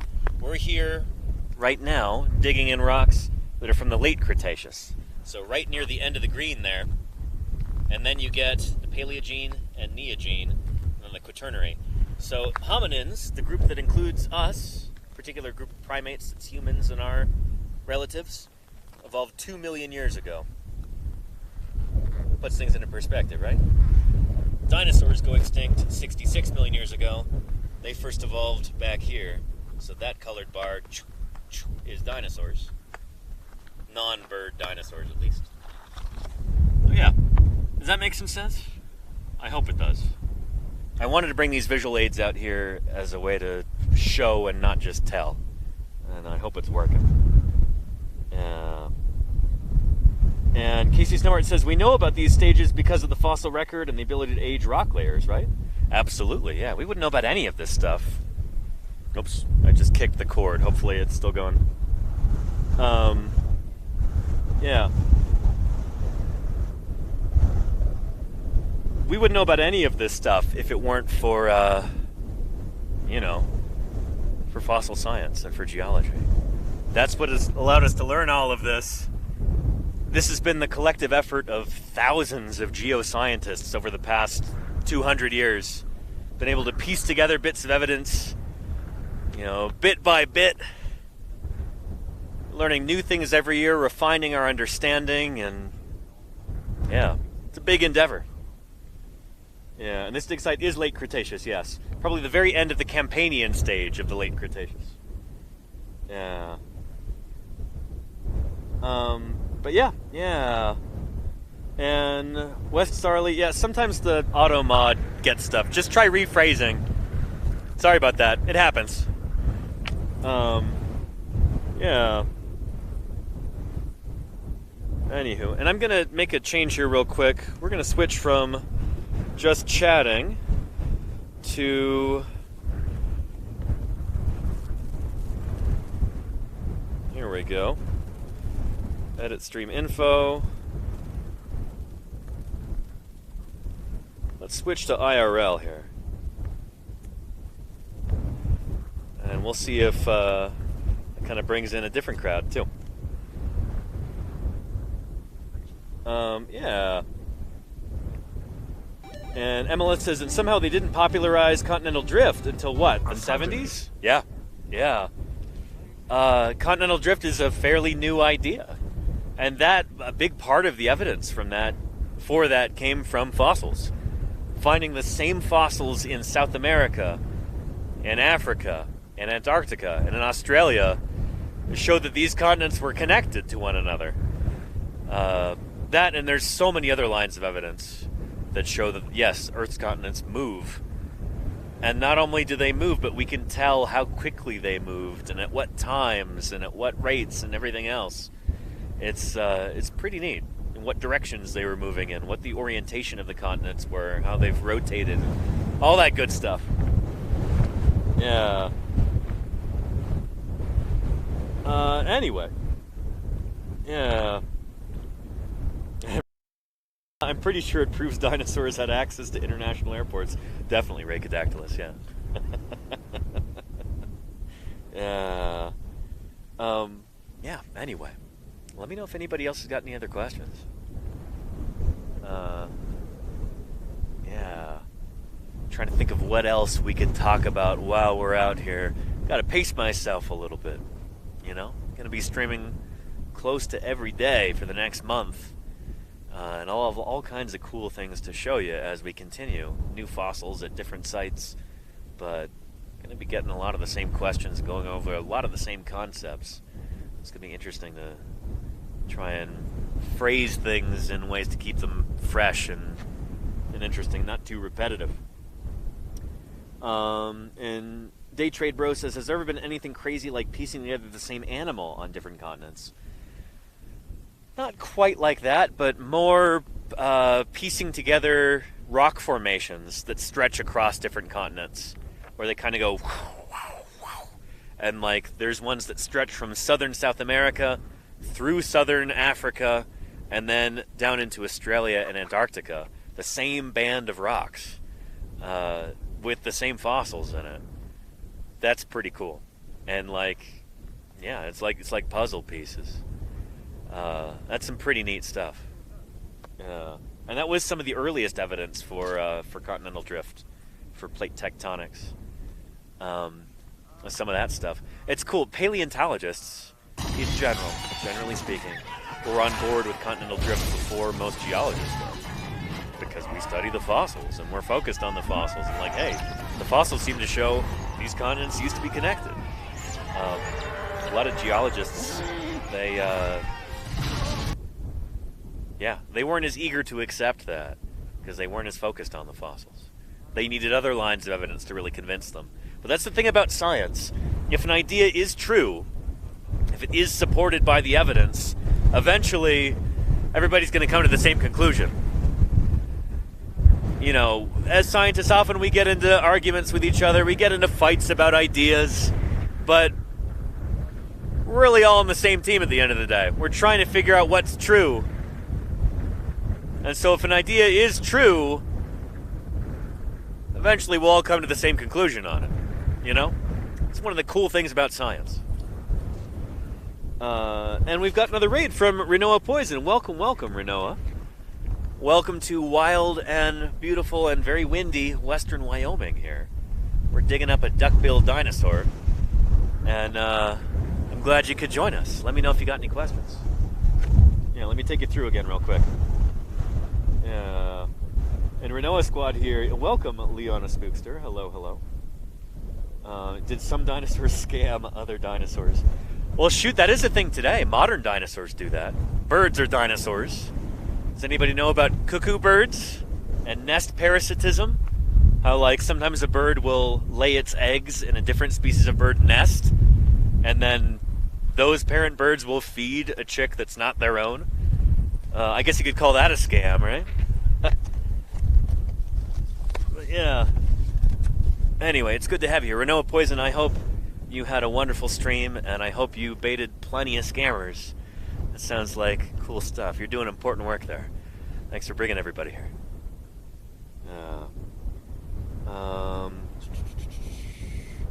And Dr. Hub says Planck had another perspective. Science changes one funeral at a time. In some cases that's true, but it's generally not the case in dinosaur paleontology. Like the idea that birds are living dinosaurs. That wasn't super widely accepted through the 1990s. And then we started finding feathered dinosaur fossils. And a lot of the people who doubted the idea before, they came around. So at least in dinosaur paleontology, I feel like we've got a pretty good track record in general of changing our minds when new evidence comes along. I feel like we're pretty good at that. But there were a few scientists, a few paleontologists who did go to their graves still not accepting the idea that birds are dinosaurs. But they're the outliers, few and far between. I can think of like 2 guys. Yeah. But yeah. And there you go, Rakatactus. Killdeer is kind of a scammer, faking injury to lure predators away from their young. Yeah, mourning doves will do the same thing. I've been out prospecting in areas like this before, and then, this mourning dove, mother mourning dove will just explode out of the bushes, and she'll pretend that she's got a broken wing so that you follow her. She's trying to lure you away from the nest. Yeah, always scares the bejesus out of me. Because they really make a show out of it. They really try and startle you. Yeah. But yeah. What's involved to get a permit to dig up a dinosaur? It depends. If you're working on like Bureau of Land Management land, which is a lot of the land around here, you've got to get permits from the Bureau of Land Management, from the BLM. So that requires being able to prove that those fossils are going to go to a federal repository. So to a museum where those fossils will be held in perpetuity for the people of the United States. So you've got to generally have some kind of cred there, whether it's credentials, whether it's experience. You've got to be able to convince this federal agency that, like, hey, we know what we're doing here, and these fossils are going to be dug up properly, they're going to be properly documented, and then they're going to be held in the public trust in a museum until the end of time. That's generally what you need in order to be able to get a permit. Yeah. And sometimes it takes a while, Government agency, that they're often underfunded and overworked. So we try and be patient and put in our applications early. But the BLM has been very, very good to us this year, and we're really, really grateful to be able to work on these federal lands. We have tremendous respect for for this environment, for this land, and for the fossils that are entombed within it. Yeah. And how did they taste with their tongues? Yeah, there you go. Real men grow beards. Yeah. How would a T-Rex taste? Again, yeah, with its tongue. No, animal's much more likely to eat you if you were to go back then.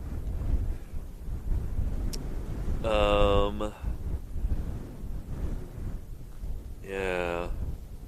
And I think we had another question. Where was that? Oh, Draco says, I will be in Utah, Wyoming, Colorado region next month.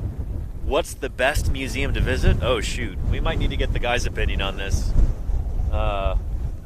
Yeah. Shoot, out of Wyoming, Utah, Colorado, Oh, wow. Well, what is the best museum to visit if you had to just pick one? the best museum to visit out of Wyoming. I haven't been to the Wyoming Dinosaur Center, but I hear that one's great. I've been there. It's good. I don't know. I liked Denver Museum of Nature and Science better. Okay. The museum in Salt Lake I liked better too. Definitely bigger. I still haven't been to that one, sadly. Oh man, you're gonna love it. I passed by it. You're gonna love it. Yeah. Personally, my favorite in Colorado is the Dinosaur Resource Center in Woodland Park. Oh really? Rocky Mountain Dinosaur Resource Center. I've never been there. Yeah. Now, the Denver Museum of Nature and Science has a better overall prehistoric exhibit because it has stuff that's like from, like, not just the Mesozoic era. Yeah. But with the Dinosaur Resource Center, you get like a wonderful concentration of dinosaurs and Mesozoic stuff like mosasaurs. Nice. So Nice. if you want to see like a whole encapsulation of prehistory, then go to the Denver Museum.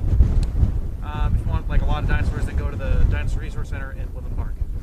Good advice. Thank you. Yeah. Absolutely. Yeah. Luke, have you got a favorite? I've only really been to the Denver Museum of Nature and Science. Yeah. I haven't been to any of the other ones, so Okay. I've got to have that as my answer, I guess. Nice. Yeah, thanks. It's a good answer. Yeah. Other ones I'd recommend: the museum in Salt Lake, amazing. The Natural History Museum of Utah, NHMU is what it's called. If you're going to be in Salt Lake City. If you're up kind of off the beaten path near Vernal, Utah, check out Dinosaur National Monument. There's also the Utah Fieldhouse Museum there in Vernal. Really cool if you have the time to go there. Yeah. And if you're down south of Salt Lake City in Utah, I'd recommend going to the...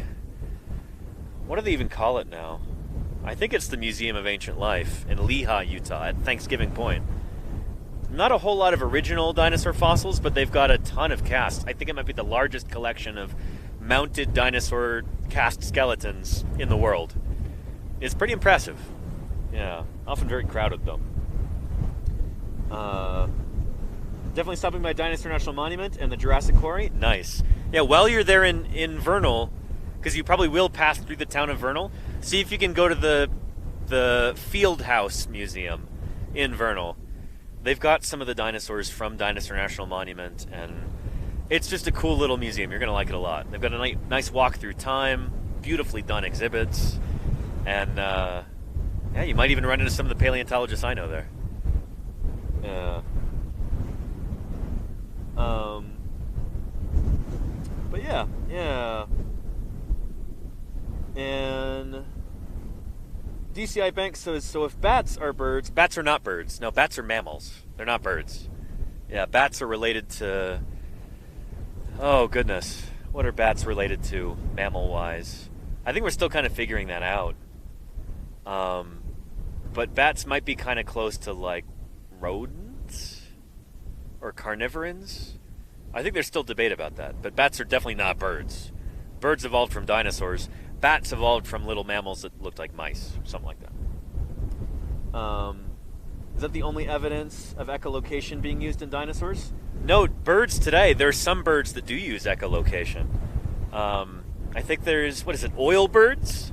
Oil birds are known to echolocate, which is pretty cool. And there might be some cave swallows that do the same thing. But those are the only examples of echolocation that I know of in any dinosaur, living or extinct. Only in living birds do we have evidence of echolocation. And oil birds and maybe cave swallows or something like that. Yeah. Yeah. And Racodactylus, yes, no, I remember Calvin and Hobbes. Bats are bugs. Bats aren't bugs. Yeah. Good stuff. Yeah. And Dinodax says, what are the best places to get up-to-date dinosaur news? Great question. Well, if I could be self-serving for a moment here, I'd say this.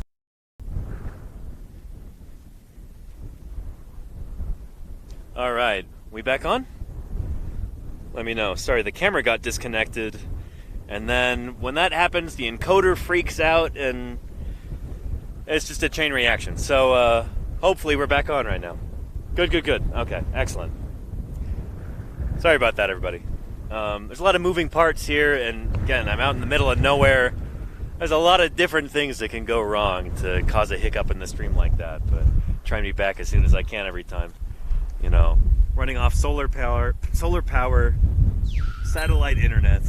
We've got a big multi-part encoder, camera, microphone set up here with various batteries and cables and all kinds of stuff. It's complicated, so stuff goes wrong sometimes. But it's good to have you here. Yeah. We know it's not like streaming from your comfy bedroom. Exactly, Deathsaurus. Yeah. And I cut out right as you were saying something interesting. What was it, Lenina? What was I saying? So I can repeat that. And Luigi is back on our show. Very nice thing. Well, hello to Luigi.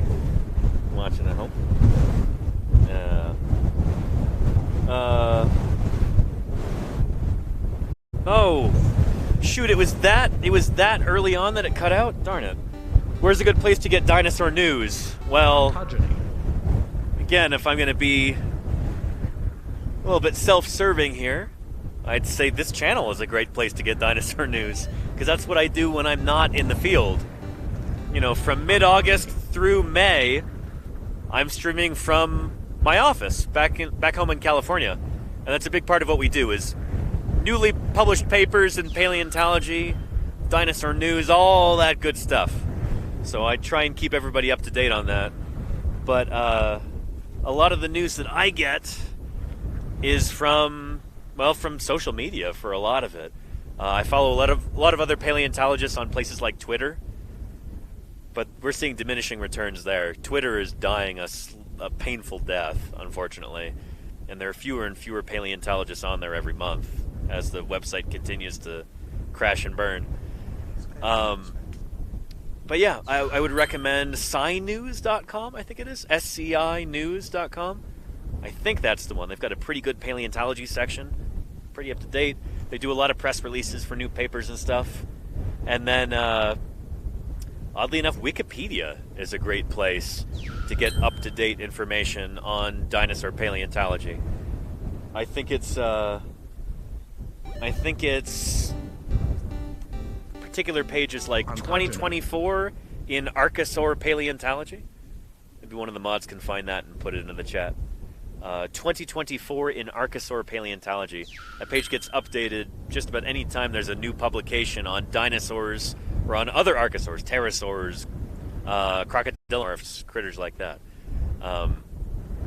Sometimes it'll be like just a couple hours after a paper is published. Already the page has been updated there on Wikipedia. So it's a good way to keep up to date about this sort of thing if that's what you're interested in. Yeah.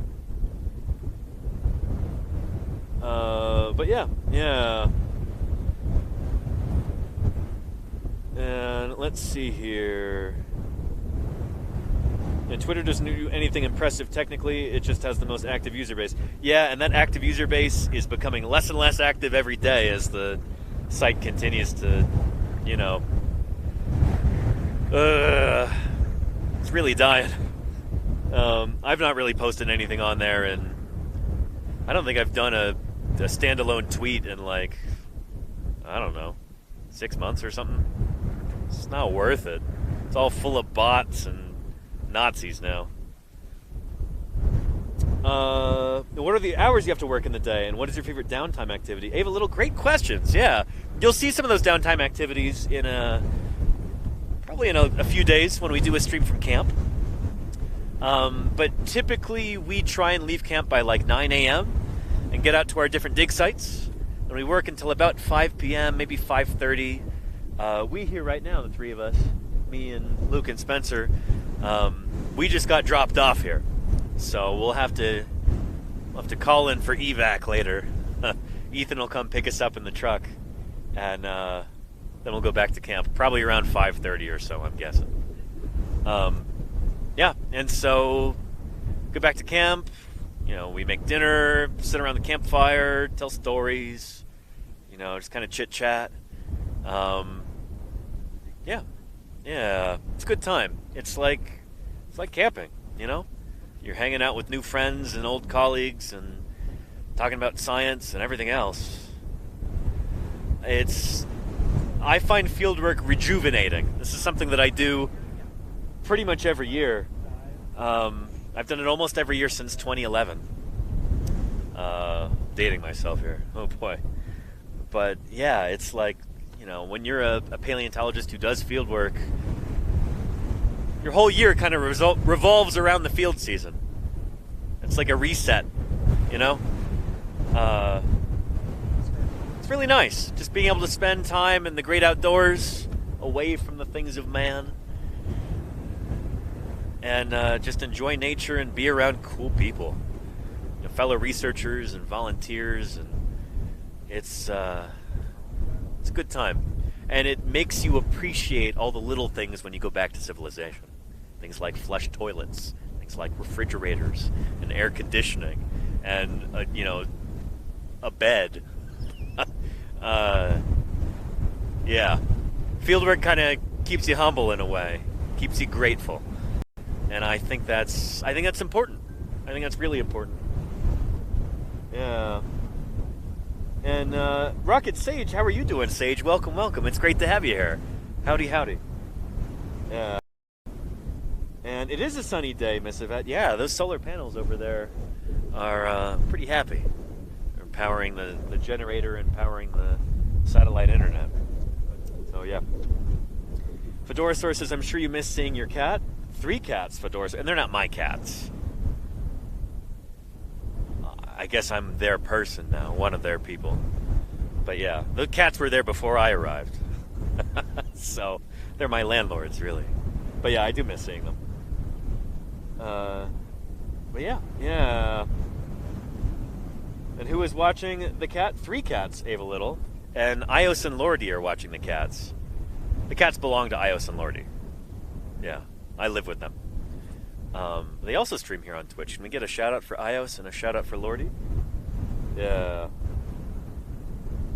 But yeah. And hey, Low Rate, how are you doing? Welcome. Anyway, if none of you are yet, rephrase that. If any of you are not yet following Rocket Sage, you're missing out. She's a real-life geologist here on Twitch. Her streams are really cool and chill and educational. If you want to learn about rocks and minerals, you want to learn about the history of the Earth, Rocket Sage can teach you about those things. So go give her a follow. Sage, I hope you're doing well. I've been out here in the field for, this is day 4, and we've got another duckbill dinosaur here that we're excavating. So let me walk over here and show you. Yeah. Kind of. Again, this is not going to be the prettiest thing in the world, but I'll show you some bone here. I like to work on more. So right here on the surface, texture, you can see like that kind of sponginess. Those are the individual like bone cells in there. A million years old, and you still got that structure. And then here's the exterior of the bone, this kind of nice whitish bone right there. Yeah. And there's all kinds of this all over the place. This is often how we find it. This is what a dinosaur looks like when we first discover it, usually. Just bits on the surface like this. It just looks kind of scrunched up and eroded, because that's how we find them. We don't just go and dig in a random spot somewhere and hope that we hit bone. You look for bone poking out of the surface. That's how you find these things. If you just dug random holes in places, you'd never find anything. And then again, here is our denary bone.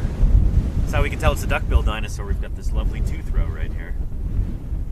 Yeah, so with tooth sockets. So we're just a few days into this. Here digging with Luke and with Spencer. And they're being real good sports about me walking around just yammering while they work. So I appreciate that. But earlier I was doing some trenching over here. So this is some of my handiwork from earlier. We're going to just kind of work our way in like this and then see if we've got fresh bone anywhere over there. It's okay. Yeah. How's that bone turning out over here? Pretty good. We've actually got another one right on top of it. Oh yeah, nice. So we've got this, which I hit with some glue. That's why it's all shiny like that. Yeah, yep, and then right on top here, it's kind of hard to tell because it's a little dusty. But we do have another bone sitting right on top of that. Very nice. Kind of see the bone sticking out a little bit through there. Yeah. So we're gonna see how far that one goes in. Excellent. And if we have any more underneath some of the sagebrush that we're gonna have to clear out. Yeah. Awesome. But yeah. Cool. I'm so glad we got more of it too. Yeah. This is exciting stuff. It's not just the surface crud. We've got, not crud. It's beautiful, but we've got fresh bone underneath too. So it's a really good sign. Yeah. Yeah. Thanks, Luke. Yeah. And this is also an exciting site for another reason too. Not only do we have a dinosaur here, which will, odds are it will be a new genus or a new species, but we've also got evidence from paleontologists of the past. Barnum Brown, who's a really well-known paleontologist from the early 20th century. He discovered T-Rex, for instance, really famous guy. He was working in this same area in the 1930s. Found some dinosaurs, dug a few of them up, and left some of them here. We think this is one of the ones that he left, because we have evidence. There's like a big area where it was all loose, unconsolidated matrix. It looks like it had been dug up and then filled back in. Right here next to this duckbill dinosaur, and there's a rusty bucket that was left here, which certainly looks like it could have been here, since 1937. So that this morning was just over there, but Luke was carefully excavating that, and there it is. So, yeah, we think this is one of Barnum Brown's original sites from the 30s. One of the dinosaurs he didn't get out of the ground. Now we're getting it out of the ground this year. Exciting stuff. Yeah. But yeah, and it is history. This is one of those odd situations where occasionally paleontology, a study of fossils, dovetails with archaeology, a study of human artifacts, human civilization, human culture, human stuff. We've got evidence of that. A paleontologist working here back in the 30s, so yeah, a neat confluence of stuff like that. Let me get some water and put some more chapstick on. Very dry out here in Wyoming. Gotta make sure you stay hydrated and take care of your lips.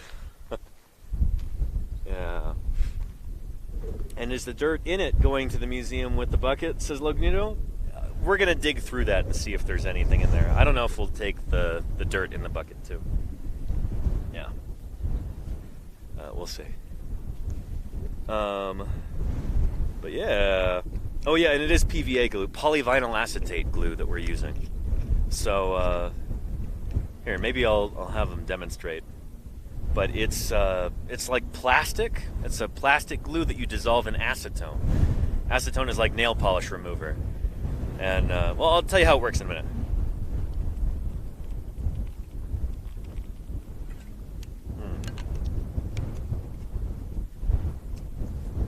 All right. That's not right. What am I looking for? Oh yeah, chapstick. I get the kind with sun protection factor.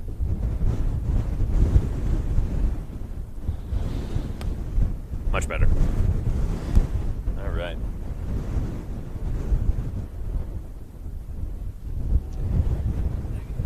I did not eat any bugs today, Timmer's Crutch. Cross your fingers, I don't for the rest of the day. That was an unfortunate instance yesterday. I was running up a hill, swallowed a bug. Yeah. But yeah. And Emily says, gosh, you must be parched between talking wind and low humidity. Yeah. Yeah. Here, let's see if we can get a demonstration of the glue here maybe in a second. After they're done with that.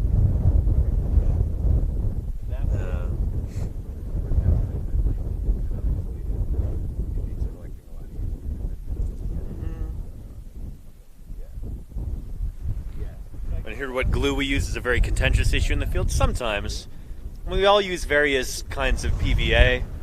I'm partial to Vinac myself. Other crews like Budvar.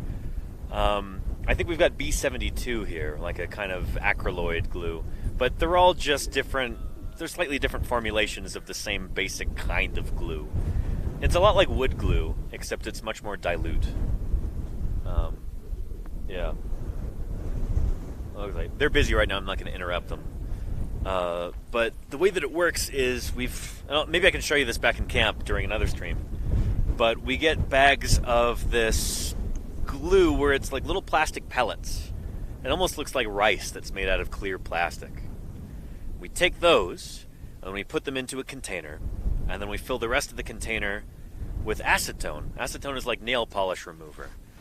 And then you shake it up, and then the plastic pellets dissolve in the acetone. You've got to make sure it's really well mixed, nice and even consistency. You can mix it really thin, or you can mix it really thick, depending on different circumstances, different situations. You might want extra thick or extra thin, or right in the middle. But what you do is, when you're out in the field and you find bone, you apply some glue to it. Use an eyedropper or a mustard bottle is what I prefer, and you just pour the glue onto it. And the way that it works is, since the acetone, the nail polish remover stuff, is so thin, it seeps way down into the bone, and it brings the plastic with it. But then, because the acetone is so thin, it evaporates away and it leaves the plastic inside. So you're basically hardening the bone, consolidating it, is what we say, from the inside out. So that's how we keep these bones from crumbling to dust when we find them. Because these have been in the ground for 73 million years, protected by the surrounding rock. You expose them to the outside air, and they start to degrade pretty quickly. So we immediately hit them with glue in order to preserve them. Do we have any glue around here that we could take a look at, just to demonstrate? Not to interrupt too much, but... Nice, yeah. Cool, thanks, Spencer. Beautiful. Yeah, there we go. So that's what it looks like. It's important to keep this in a container that doesn't look like a water bottle. I've got a funny story about that. Denver Fowler told me this story. He was working in New Mexico with Robert Sullivan, and they were out prospecting, looking for new sites, like trying to find horned dinosaurs and stuff. And they split up for a little while, and Bob was at the top of a hill, and he comes running over. He goes, rah, rah, rah, rah. And Denver's like, oh man, he must have found something really good. And he runs over to him, and Bob goes, oh, I just drank some glue. Oh, man. because he would keep his Vinac in a Nalgene bottle right next to his other Nalgene bottle that he kept his water in. And yeah, so don't do that, everybody. Yeah, why did they put it in there? No. I've seen that before, too. I know, yeah, it's like of all the things to keep it in. So yeah. But yeah, that's fine. I'll show you later in the summer when I'm working at some other sites, or maybe later at this site, what it's like to actually apply that. The important thing about PVA glue like Vinac is that it's reversible. So what that means is you can put it on, but later if you want to take it off, you just add acetone and it re-dissolves the plastic. So you can undo what you did before. That's a really important concept in fossil preparation and curation, is that anything that you do to a fossil should hopefully be reversible. You can undo it. Because sometimes you have to. Yeah. Anyway. Someone had to do it first so the rest can learn. Don't drink glue. There you go, Boba Banks. Yeah. Bo Burp Fett. It's like not drinking the random Dr. Pepper or Coke on a construction site either, but for different reasons. Bingo. Yeah. So drink some acetone to reverse it. Gotcha. Go Steely Dan. Yeah. Anywho. Yeah. If anybody else has got any questions, don't hesitate to ask. What time is it right now? It's getting on 4:15. So we've got about half an hour until I got to wrap this up, I think, and then I can help the guys clear up the site and we can get ready to go. I've got a lot of gear to pack away as well, so yeah, we got about another half hour here. And what would be a situation that would need to be reversed? As I actually paid for WinRAR. Good on you for paying for WinRAR, financially supporting that important software. A situation that would need to be reversed. Well, sometimes when you're putting glue on, you might get little chunks of rock and stuff like that are stuck to the surface of the bone. And trying to chip those away after they've been glued on might damage the surface of the bone. So you just hit that with a little bit of acetone, and then you can pluck those bits of rock right off of there. Especially when we're out here in the field, we have a good tendency to just soak the stuff in Vinac, in the glue. And we often get crud stuck to the outside because of that. You know, we're working out here in the rain and the wind and the bugs and everything else. You get a lot of stuff stuck to the outside of the bone. So you need to be able to reverse that. You need to be able to get that stuff off without damaging it. Does that make sense? Yeah. And what kind of hadrosaur are you and your people digging up? Asked Crimson Carnotaurus. Great question. Our answer is, we don't know. A, because we only have a few parts of it so far, and B, because we're working in the Late Cretaceous Almond Formation, and there are no dinosaurs that have been named yet from this geological formation. So whatever it is, it's probably going to be new.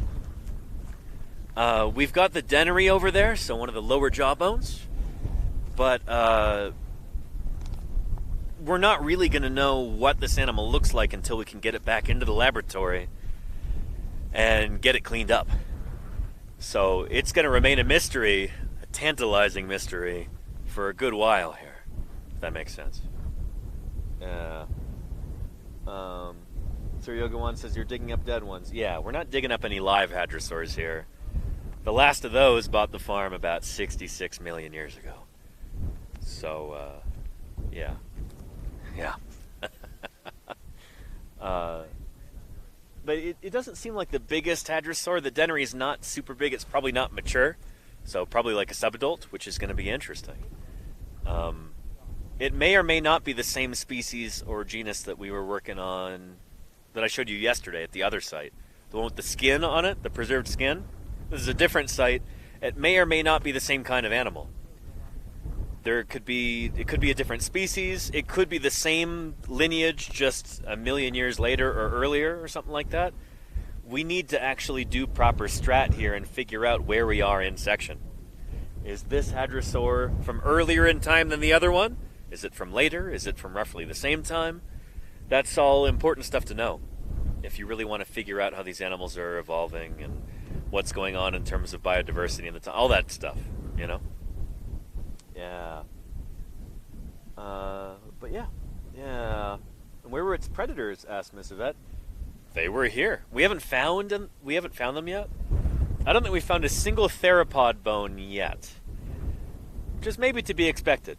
The most common animals in this sort of environment would be your duckbill dinosaurs and your ceratopsians, your horned dinosaurs. As plant eaters, they're always going to be more common than the meat eaters. The meat eaters make their living eating plant eaters, and so there's far fewer of them, you know? So we haven't found any yet. We expect that there are tyrannosaurs in this formation, probably ancestors of, or maybe descendants of dinosaurs like Daspletosaurus, but we haven't found them yet. Every other like late Cretaceous formation like this in North America has hadrosaurs, duckbills, ceratopsians, your horned dinosaurs. It has ankylosaurs. It has tyrannosaurs too. We haven't found any tyrannosaurs or any ankylosaurs yet, but you know, the month is still young, and there is time to go out and prospect and find some more stuff. So hopefully we can. But right now, one of our priorities is getting this thing dug up. Yeah. Have you found any ashes or equivalent to date? I haven't yet, Freelancer, but I think we have a couple of good ash sites. We can ask Ethan about that. We can ask Ethan about the ashes. But I think we've got some. Yeah. And Saggy Iguana says, are you able to tell by digging if the dinosaur was eaten or died of natural causes? Well, being eaten is a natural cause, isn't it? But usually you can't tell that. That's the thing, is that if a dinosaur, say you had a duckbill dinosaur like this, and it was killed by a tyrannosaur, you can tell if it was eaten by a tyrannosaur, but you don't know if it was killed by a tyrannosaur, I guess. If a tyrannosaur was eating this guy, you'll have tooth marks on the bones, you might have shed teeth. You know, tyrannosaurs, when they're, like all dinosaurs, when they would eat, their teeth would fall out sometimes, and new ones would grow in their place, kind of like a shark, if you're familiar with that. So we might find a bunch of teeth and a bunch of tooth marks on a skeleton like this, but whether that means that this dinosaur was killed by that predator, or whether that animal was just scavenging the carcass after it had already died, is really difficult to say. Does that make sense? We know that we might know that it got eaten, but does that mean that it was killed and eaten, or did it get eaten after it was already dead? Really hard to say. The only time that we can tell that, like, an animal was bitten by a predator is if it lived to tell the tale, you know? If during its lifetime it was attacked and wounded, and those wounds show up in the bones, and those wounds heal, if we have evidence of injury and healing in the bones, then we can tell that this animal actually got into a fight. But if it's killed in the fight, then there's no healing that goes on, and you can't tell. Does that make sense? So it's tricky. It's tricky. Yeah. And Mate Lipjohn says, were dinosaurs smart like dogs or dumb like birds? You've got those mixed up, Mate Lipjohn. There are a lot of birds that are way smarter than dogs. Yeah, shoot. Some of the most intelligent animals doing their thing today are birds. And birds evolved from dinosaurs. We have, all kinds of different dinosaurs that were extraordinarily bird-like and had very bird-like brains in some ways. But yeah, I don't know. My answer to that is that dinosaurs, while they were alive, were the most intelligent animals around. They were smarter than our ancestors at the time, we think. Like, there were dinosaurs that lived at the same time as our early mammalian ancestors, and the smartest of the dinosaurs were smarter than the smartest of the mammals, we think. And they were as intelligent as they needed to be in their environment because they were remarkably successful. Dinosaurs ruled the earth for over 150 million years. So they were plenty smart. sometimes being too smart can actually be a disadvantage. I mean, shoot, look at us today, where we're in the process of absolutely wrecking our planet. And being smart can also, can lead you to do things like polluting the environment or creating nuclear weapons. Maybe human intelligence will turn out to be a mistake. Who knows? Time will tell.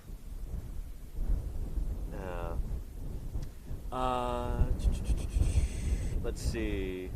And Garden Green says, would you say that a finite amount of teeth is specific to mammals, considering birds do not have teeth and reptiles don't have teeth as part of their skulls instead of being separate bones? It would be very interesting for dinosaurs to be a mix of the two. So Garden Green, it's...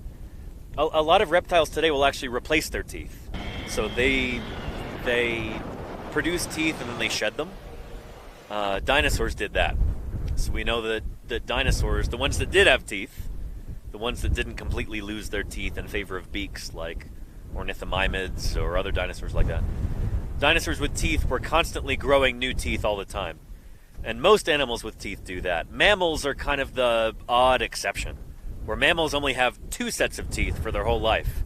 You've got your milk teeth, like your baby teeth, and then you shed those and you get your adult teeth, and then you're done. There's a few exceptions to that. There's like elephants and other aphrotheres of the marching molars. They've got a few sets of teeth, I think 6 or something like that, and then they're done. But yeah, mammals don't have a limitless supply of teeth like dinosaurs would have. For as long as, this duckbill dinosaur was alive, it would be producing new teeth all the time. Shedding old ones as they wear down and producing new ones. Just like a constant conveyor belt of teeth. We've got some evidence from tooth histology, from like cutting open the teeth and looking at the growth rings inside, that a lot of dinosaurs replaced all of their teeth every year. So, yeah, every year you'd have teeth popping out here and there and being replaced by old ones. So every year a whole new set of teeth, bit by little bit, kind of staggered across the mouth. So yeah. Anywho, yeah. And a sub bomb, what was that? Low Rate is gifting 20 tier 1 subs. Thank you, Low Rate. I really appreciate that. Thank you very much for your support. That's incredible. Thank you for helping keep me here on the air and making this possible in these streams. Thank you for that.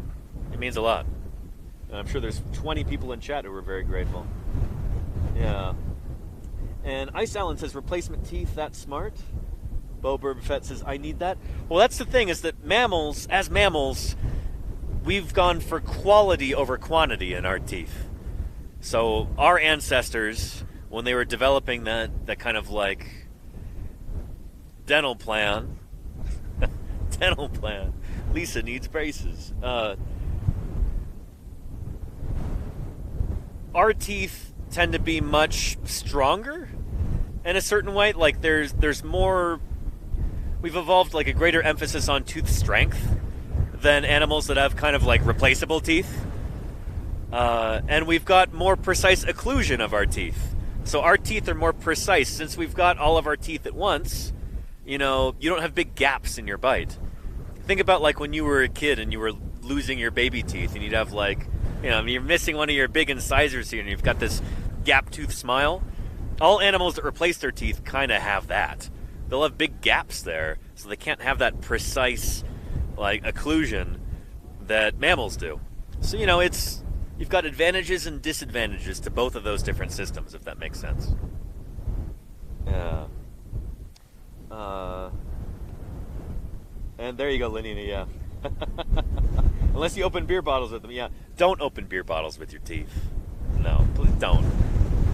Here, get yourself one of these. Get yourself a bottle opener like this. It's my Stegosaurus bottle opener. I've always got on my keychain.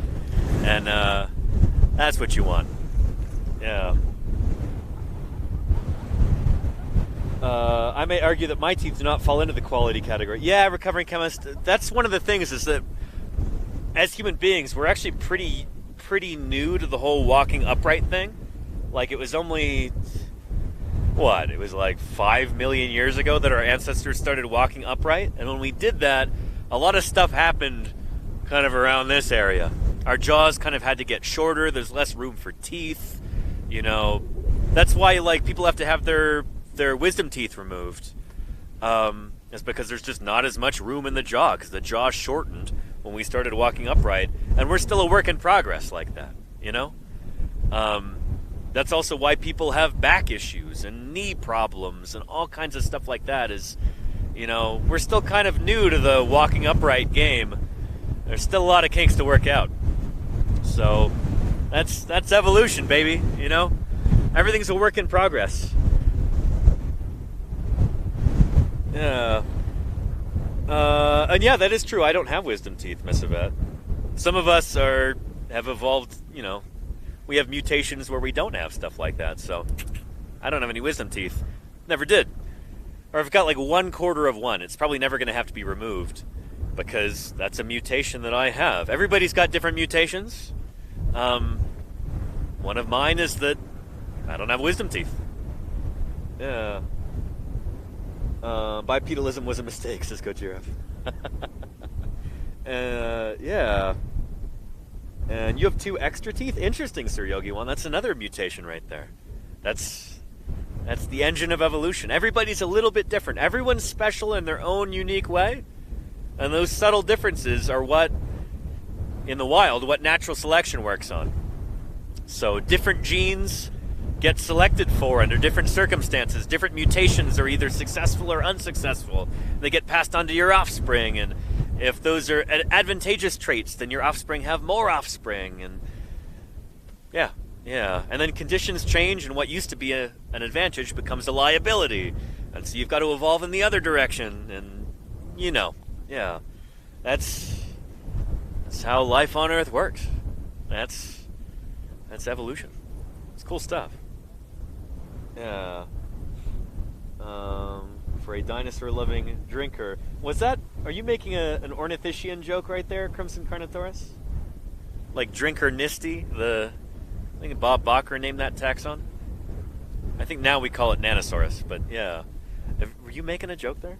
I love that. Yeah. But yeah. Yeah. Let's see. And this is definitely true, Activated Complex, yeah. Ontogeny. Yeah, having modern food, cooking our food too, helps with the whole chewing thing. Makes it so our teeth can last longer than our ancestors' teeth did. Unless you're degrading your teeth with sugar left and right, which some of our earlier ancestors did not have. And that can cause all kinds of cavities and stuff that, yeah, you know. We've got trade-offs. And Claire, thanks for reposting that. Where was that? Sad Blobfish, welcome. What percentage of dinosaurs have we discovered out of all the dinosaurs that have ever existed? Is it even possible to estimate that? A number of different dinosaur workers have tried to estimate that, yeah. A lot of it comes down to like different assumptions about how often new species would evolve and how long they would exist for, that kind of thing.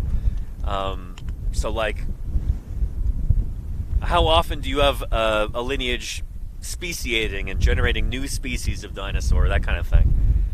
I think a lot of estimates of dinosaur diversity through the Mesozoic are probably too high. I suspect that dinosaurs wouldn't have been particularly speciose, so like not very many dinosaur species in any given time or place, just because dinosaurs, for whatever reason, had a tendency to get pretty large compared to, say, modern mammals, your average modern mammals. And as a result, they're moving through different ecological niches throughout their ontogeny, throughout their lifespan. So one species of dinosaur might be hogging 7 or 8 different niches in a given environment. Whereas today with mammals, it's usually one mammal species per niche. You know, it wasn't like that during the age of dinosaurs. Ecosystems had a different structure to them because dinosaurs were just different that way, it seems. This is kind of a newish idea, and it's still being worked on, and expect to see more about this in the future. But it has bearing on how many different dinosaur species would have existed. You see different numbers. Some people say, oh, there must have been at least 40,000 species of dinosaur throughout the Mesozoic. Other people say, oh, it may have been between, 6 and 10,000 species of dinosaur throughout the Mesozoic. the different, the way that you look at different species and the rate of speciation and everything has, you know, really, really strong influence on those estimates, if that makes sense.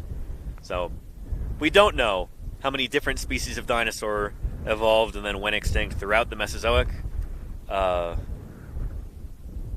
Yeah, I hope that makes sense. We don't have a strong answer yet. Yeah. But yeah. And archosaurs are built different. It's true, Alexander Morrison. Yeah. More than 5 species. That's definitely true, Dino Dax. Yeah. More than 5 species and fewer than 1 trillion. I'll say that. That's pretty good. Pretty good range there, right? Yeah. But yeah. And thank you, Kleber, for reposting that from Olvatrode. How can you tell that a fossil is in fact from a dinosaur and not from a bird? Well, in this case, the bones are way too thick to be from birds. Let me show you. So birds at this time were not particularly large. We do have birds from the late Cretaceous. Bird bones tend to be very thin, very hollow, very lightly built, and that is not what these bones are like. So, again, there's our dennary right there. Big, thick bone like this. And we can tell just from the texture, this is ornithischian dinosaur bone. So this is, it's not like theropod bone. Theropods are the meat-eating dinosaurs that walked on 2 legs. Birds are a kind of theropod dinosaur. So birds kind of inherited some of this hollow bone stuff from their theropod ancestors. And theropod bone has got a different kind of interior texture, different kind of cortical texture too, different kind of exterior bone texture. And we can tell that's not what this critter is. This is some sort of ornithischian, seems to be a duckbill dinosaur, looking at that dennary there with the tooth rows in it. Does that make sense? Yeah. See some other questions here. So yeah, thick bones, yes indeed. No thing, man, yep. Bird bones tend to be pretty rare. Because birds, like I said, they've got hollow bones, they tend to be pretty delicate. It's not easy to fossilize them oftentimes, and it's not easy to discover them, even if they do get even if they did get fossilized back then. Bird bones are easy to overlook. They're not as obvious as, like, you know, big non-avian bones. Yeah. And what dinosaurs have you found at this site, I think, so far? And it doesn't seem pretty big for a duckbill. I don't know. Could be a subadult. We really have to dig more into this and see what else is there before we can really come to any strong conclusions. But Luke just found some new bones today. I'm pretty excited about that. It's good stuff. Yeah. But yeah. How far are you from yesterday's hadrosaur? A few miles. I'm not sure exactly how far. But yeah, at least, I don't know, say at least 6 miles as the crow flies. Something like that. Yeah. Yeah. And, oh, is the turtle alive or dead? No, I don't know if, are there any turtles that are native to Wyoming nowadays? Do we have any turtles that live in modern day Wyoming? I kind of think we don't. But I'd love to be wrong. It'd be cool to have turtles here. So no, all of these turtles lived at the same time as these dinosaurs. We're finding fossils of them here. That's probably the most common animal we've found so far has been turtles. We've been finding them more often than we've been finding dinosaurs. And it makes sense, given that this was a kind of a swampy, marshy habitat. Again, like I said earlier, think of the Louisiana Bayou. Think of the Mississippi Delta. That's what this environment looked like back then, when this was all sea level. Not 7,000 feet in the air like it is today. Yeah. And okay, 2 places. Do you think Archaeopteryx was a bird? I don't really have a horse in that fight. I don't know, maybe? Archaeopteryx is one of those critters where I doubt it's on the main line to modern birds, but it may have been an offshoot from some earlier birds. I really don't know. Yeah. It's a good question. We'll probably be talking more about that later this summer when I'm in Utah with Jim Kirkland. Because he's got some new insight into this that he got from studying the Utah raptor block. So, yeah, things could change. Archaeopteryx could be dethroned at some point as the earliest bird, you know? Yeah. But yeah. And science is always learning. Absolutely, don't think that. Absolutely. And that's what we're trying to do out here. Contribute to the progress of science in our own small way. Yeah. But yeah. Activated Complex says, well, if a turtle snaps at you, try not to take it personally. You don't know what kind of day they're having. Exactly. Yeah. I'd say that's good advice in general. Yeah, not just for turtles, but for anybody who snaps at you. Yeah. And how close is the nearest town grocery store? I can't really say that because I don't want to give away where we are. This is an area where, you know, it's still kind of unknown to the general populace in this region that there are dinosaurs here. So let's just say it's more than a mile and less than 1,000,000 miles. Yeah. Anyway. Yeah. Yeah, we don't want poachers here. Exactly. Okay, Duplay, yeah. Yeah. But yeah. And man, speaking of grocery stores, I'm getting hungry. Might eat some trail mix in a little bit, and I'll have to wrap this up pretty soon. Let me check in with Luke and Spencer and ask if, what our time frame is looking like here. Yeah. All right. I'm thinking of maybe wrapping up this stream pretty soon so I can help clean up. We'll probably be taking off around. Did Ethan give us an indication? 5:30? 6. I thought he said 6. Thought he said 6. Okay. It's 4:30 now, so. Okay. Well, I could keep going for a while. Yeah. Looks like things are pretty chill here. We're not gonna. Do you think we're gonna jacket that, or we're just gonna leave it overnight today? I think we should leave it overnight today. We kind of got sidetracked with Yeah. stuff that we found. That makes sense. Yeah. I think tomorrow. Try and get that out. Get it jacketed. Yeah. Yeah. Sounds good. Cool. Yeah. Nice. All right. I'm not gonna wrap up as early as I thought. You're stuck with me for a little while longer, chat. Yeah. Blue Phoenix says, could you hire security to protect the site? No, we don't have the budget for that. We're not even getting paid. We're not going to hire security. I wish we had that kind of money. Holy cow. No, goodness. We're, sleeping in tents and pooping into a bucket. We don't have security guard kind of money here. Again, I wish. Yeah. But yeah. Chat will defend you, says Death Source. Thank you. Yeah. And I've never been to Alberta, or at least not to Drumheller in Alberta, Herdy. No. I'd love to go someday, but haven't been there yet. Yeah. The Royal Tyrrell Museum in Drumheller is a sight to behold, and there are some specimens I'd love to study there, but haven't had an opportunity to go yet. Yeah. All of my dinosaur work has been here in the U.S. so far. Yeah. But yeah. No chopper to ferry you around. No, definitely not freelancer. We're lucky to have a rental pickup truck. Yeah. But much of the support that you guys provided, some of you know who you are. Those who contributed financially and bought supplies and stuff for us, that moved money around in the budget so that we could afford things like a big rental truck. So thank you for that. A big part of our success here is going to be due to your support. So thank you for that.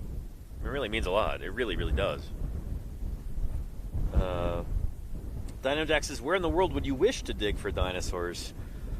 Oh boy.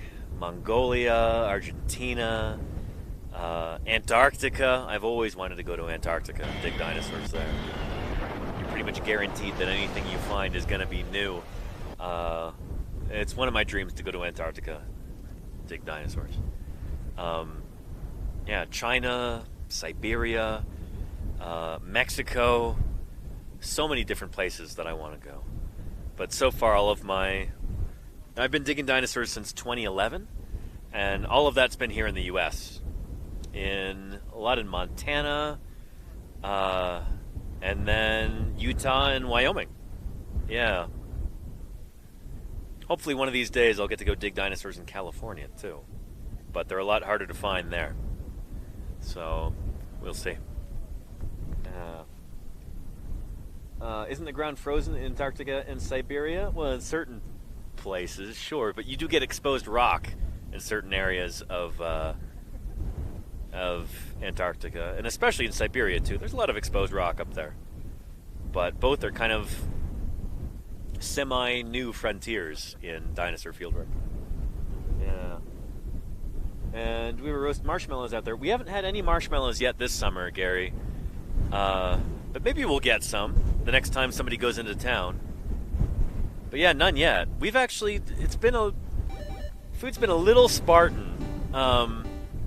Yeah, our expedition lead did a bunch of shopping at Costco back in Salt Lake City and brought a bunch of the stuff with him. And so we haven't had much or really any fresh produce or things like marshmallows or anything like that. Yeah, it's been a lot of boxes of stuff from Costco. Costco's a big wholesale supplier store. Get stuff in bulk, for those of you who aren't familiar. Yeah. 24 months. Thank you, Deepest Blue Dragon. I really appreciate that. And I thought I saw Lordy in here. How are the cats, Lordy? Welcome, welcome, Lordy. I hope you're doing well. It's good to see you. Yeah. And let's see. Is ancient riverbeds and shorelines the best places to dig for dinosaurs? Willie, do it, and Betty, don't. Those are some of the best places, yeah. Floodplains, rivers, streams, lakes, swamps. The rocks that represent those environments, the rocks that were laid down by accumulating sediments in those environments, those are some of the best places to find dinosaurs, yeah. Yeah, any place where you had dinosaurs living nearby, and then you had sediment being deposited, those are places where after they've been turned to stone, we can find dinosaur fossils. This is one of those spots. So this is, again, probably another channel sandstone. So we've got big blocks of like sandy stuff over there, and then we've got some kind of looser sandstone as well, which is interesting. But yeah, sandstone usually denotes a fluvial environment, so a river, a stream, something with flowing water. Whereas a mudstone is usually more like a lake or a swamp, more still water like that. But yeah, and Ghost Pilot, if you just search phone holder, Amazon, wrist phone holder, you'll find it. Yeah. Yeah. And Kilfaxi says, are digs ever in humid climates, or is it almost always arid ones? There are digs in humid climates for sure. In Florida, there's a lot of Pleistocene critters from the last ice age that get found. Florida's pretty humid, but a lot of those fossils are found like underwater. Florida's a pretty flat state, and so in order to find places where you have erosion exposing bones, you got to go into like rivers and lakes and stuff. There are places in the Amazon basin where you can find fossils, although it's not very common. If you want a lot of territory to explore and to be able to prospect for, say, dinosaur fossils, you really got to go to an arid environment like this. The reason why dry environments and windy environments like this are good for finding dinosaurs or other fossils like that is because you don't have a lot of plant cover. It's a huge part of it, You've got a lot of exposed rock on the ground like this, not covered up by plants. You can just walk along and hopefully find bits of bone. Then you follow those in and see where the bone is coming out. Hopefully you find part of a skeleton. That's how it works. So you can't do that if everything's covered by grass. If you've got enough moisture in the environment where there's plants everywhere, the rocks are covered up. You can't find fossils. So that's why dry environments are usually better. But there's always exceptions, Yeah. Not plants nor soil. There you go, Were Ducky. Yeah. Do y'all find many plant fossils? We do, Garden Green. I think we even have some here. Let's see if we can take a look. Let me get this cinched up too, so it doesn't spin around on me. There we go. Yeah. We have been finding a good number of plant fossils at various sites here in the Almond Formation, which is exciting because plants tell us what this ancient environment was like. Plant fossils are scientifically some of the more important fossils that we're finding. Let's see. In fact, we might even have some right here. Yeah, there we go. That's some nice plant material right here. And some fossil wood. Yeah. So, I'm not a paleobotanist. I can't tell you exactly what you're looking at here, but I can tell you that it's plant. So, this is it's important stuff. So we'll definitely collect that, and yeah, it'll be a clue as to what this ancient environment was like at the time that this animal was buried. And given that these rocks are largely unexplored for fossils, there's a good chance that many of these plant species might be new. So, yeah, I've heard word that we've got a plant guy at the Smithsonian, Kirk Johnson, who might be interested in some of these plants. He's actually the director of the Smithsonian. Really cool guy. He might be studying some of these plants, and if they're new, he might be describing them and naming them. If they're not new, he'll probably still be describing them and publishing them. Yeah, because it'll be important to be able to say, here's the plants that were at this particular time in this particular place. Yeah. Yeah. Anywho, we got a plant guy. Yeah, Rocky Alters, that's how we talk about each other as scientists.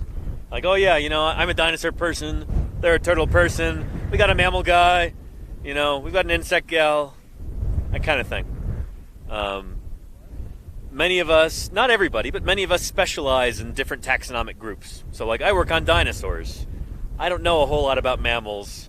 I don't know a whole lot about turtles. I don't know a whole lot about fossil insects. Certainly not.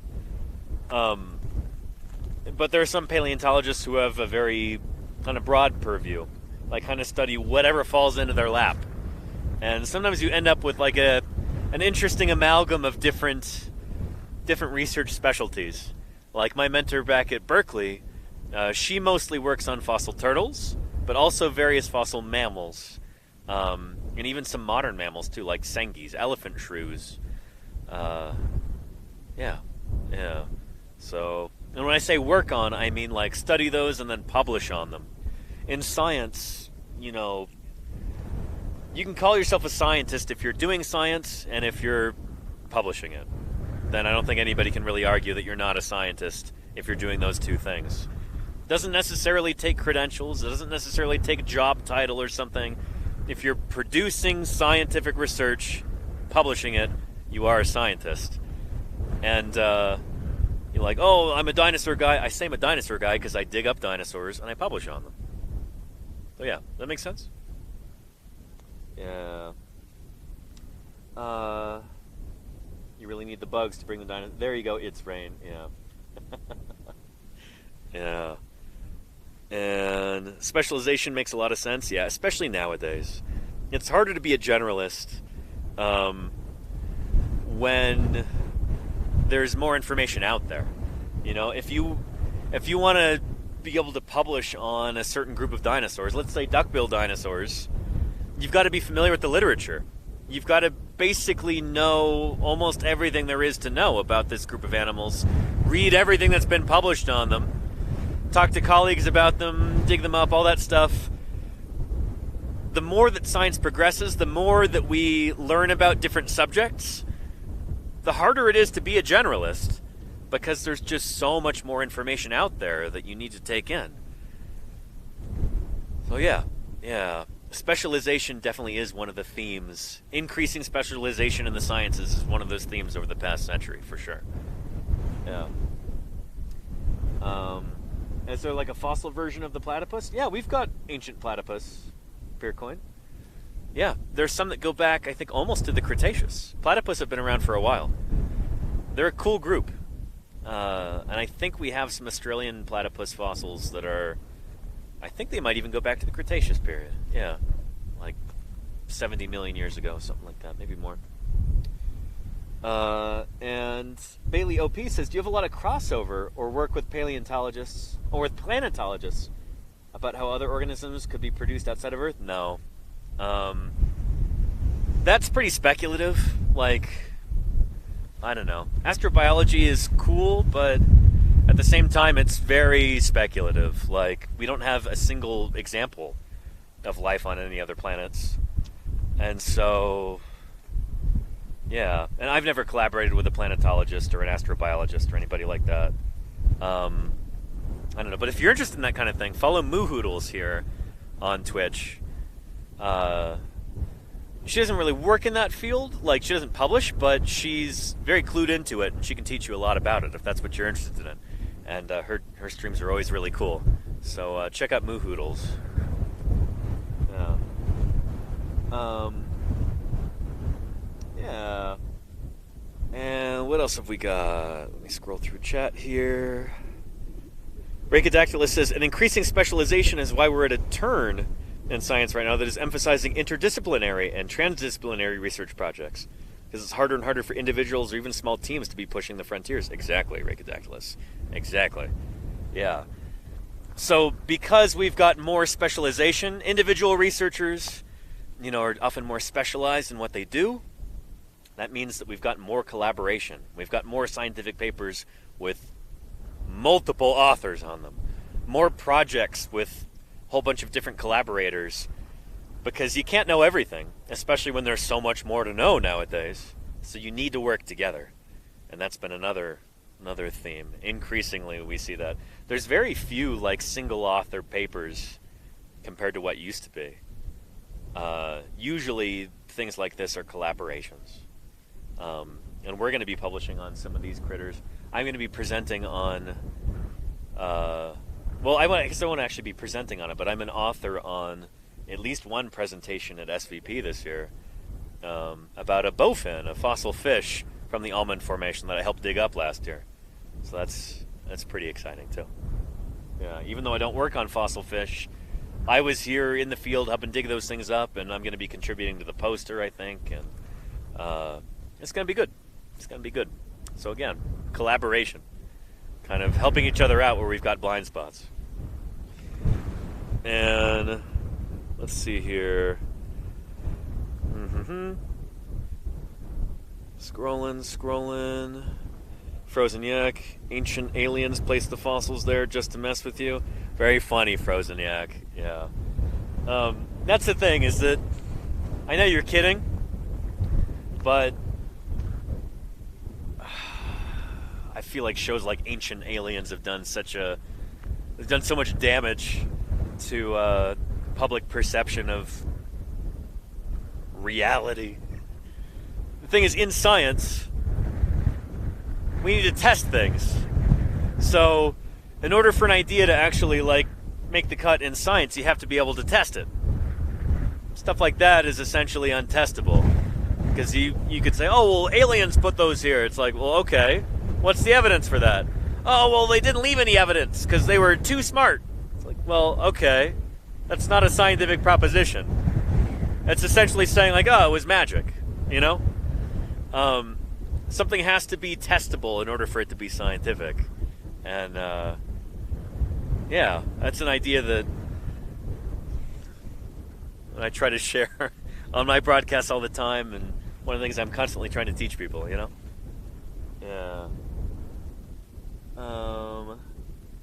But yeah. Anywho. An unfalsifiable claim. Exactly, Caravan. Yeah. But yeah. And Ava Little says, science is not done in a void? Absolutely. Wonder how many single-named old papers did not have tons of people behind them who did not get credited. Oh, yeah. Shoot, here in particular, I can give you an example. The guy that we think was working at this site, he had a number of people with him that didn't often get credited in his different scientific papers.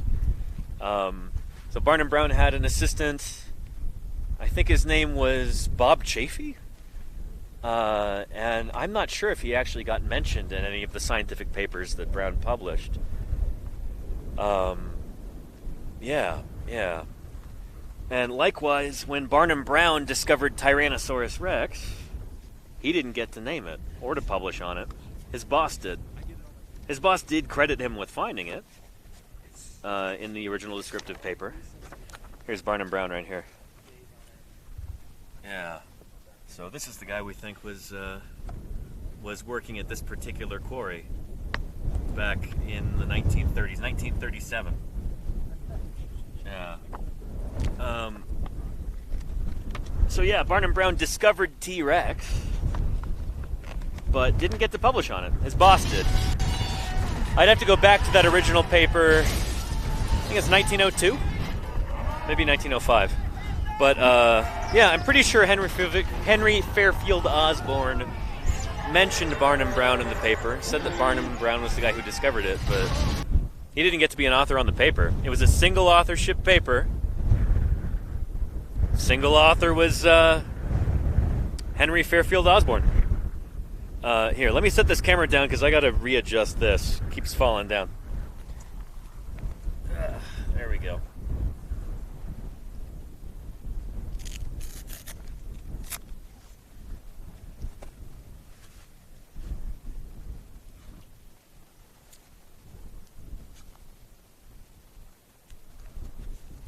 Nope, not tight enough. Come on. And did we just get a raid? Excellent. Hang on a second. Live broadcast. There we go. Hello, raiders. Welcome to Paleontologizing. Let's see. Was that Generator Frajdi who just raided? Yes, indeed. Generator Frajdi.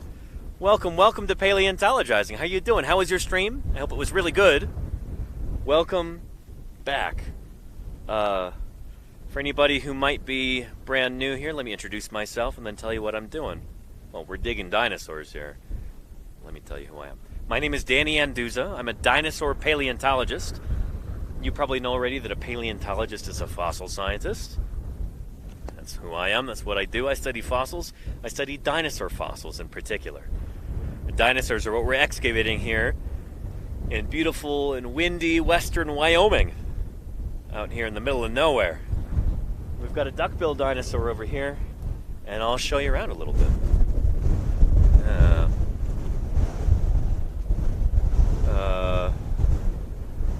Yeah. Anyway, let me know if you got any questions. But the rest of my crew for today here, we've got Luke and Spencer, who are continuing the excavation here. Right here on the surface, we've got a bunch of hadrosaur bone fragments. So almost anything that you see here that's kind of a whitish color, except for this scale bar, except for this stuff, anything like this is dinosaur bone right there on the surface. We've got that trabecular texture from the interior of the bone, that kind of spongy interior bone texture like bone marrow, and then you've got this bone surface right there. So this is all heavily eroded right here on the surface, but Luke is digging in there and finding fresh dinosaur bone. Yep. Yeah. And looking good. Nice. Yeah, we're getting Very there. nice. Yep, so we got this one that I hit with some glue. It's the way it's a little bit shinier than this other one up here, which you can kind of see the bone texture a little bit exposed right there. Yeah. And then it's dipping down into the soil this way. So I'm trying to outline it as best I can, see what we got, and then I'm going to keep clearing this area to see if there's anything else in here. Nice. Yeah. So again, it might not look like it does in the movies. It was just like a Jurassic Park, just perfect Deinonychus skeleton all laid out, on the surface. It's not like that in real life. This is how it actually is. So it takes a lot of practice to be able to tell what's rock and what's bone. Luke's been doing this for a good number of years, so Yep. yeah, he really knows what he's doing. Yeah. So, and then some of the bone is a little bit more obvious, but it's not necessarily super pretty. Like this right here is a bit of duckbill dinosaur lower jaw right there. I don't know how many times I've shown this so far on today's stream, but here it is again. And this part is loose. I can take it off and show you. This is the interior, the lingual side of the dentary.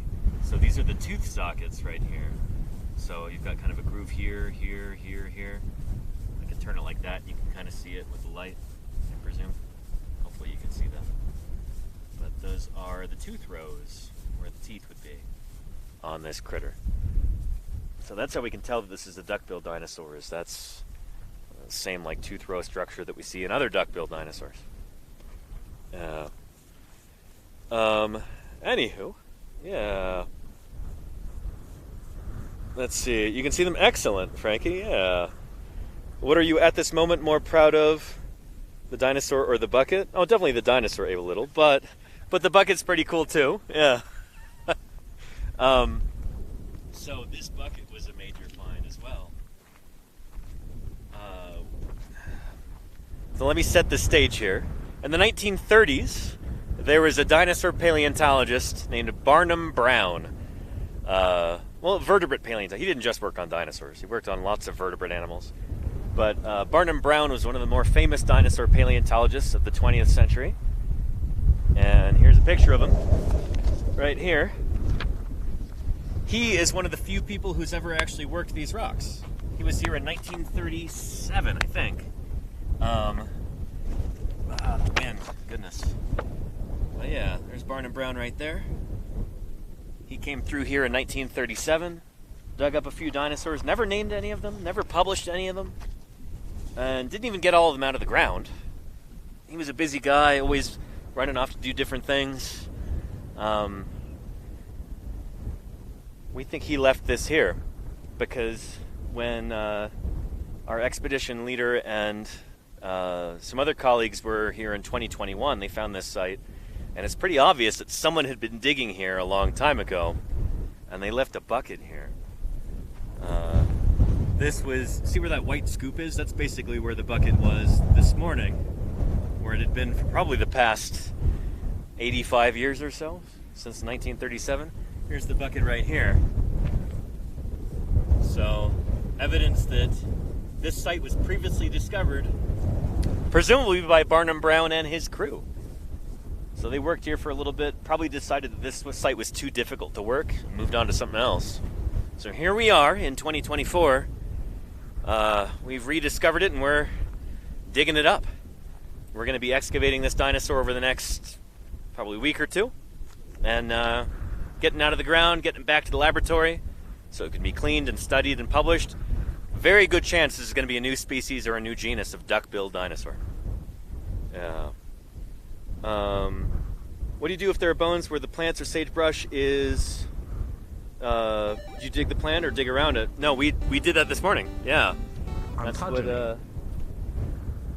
That's what Spencer and Luke were doing this morning, is just removing that sagebrush. There was a big sagebrush right where they're sitting. And there's another one right there. We have to remove that. It'd be lovely to be able to transplant them, but they don't do super well with that, so, it's curtains for those plants. But we only do that reluctantly when there's no other choice. We're not out here to defoliate the landscape. We're not trying to Agent Orange the place. We only remove the plants when we have to. We want to have as little impact as we can. But yeah. And there you go, Ricodactylus, yeah. But yeah. And, yep, coffee syrup. You've seen a picture of Barnum Brown wearing a mink coat in the sun. Yeah, when he worked up in Canada, there's photographs of him, you know, taking notes on the outcrop, looking at the rocks, and he's just got this, like, floor-length fur coat. He was a dapper guy. Yeah. And apparently kind of a ladies' man. There's stories about that, rumors, too. Yeah, Barnum Brown, interesting character. I brought his biography out here into the field. Maybe I'll read you an excerpt on another stream, like I did last year when we were out here. But yeah. But yeah. And okay to play. No, so Barnum Brown is from after the Bone Wars. So the Bone Wars were from the 1870s, 80s, and I guess early 90s. Barnum Brown studied, So Barnum Brown, his heyday was like the 1890s through the 1930s, I'll say. It's when he was out doing field work. Yeah, he discovered T-Rex in what, 1901, I think? 1902, maybe? Yeah. And that's what he's most well known for today, is he's the guy who discovered Tyrannosaurus Rex.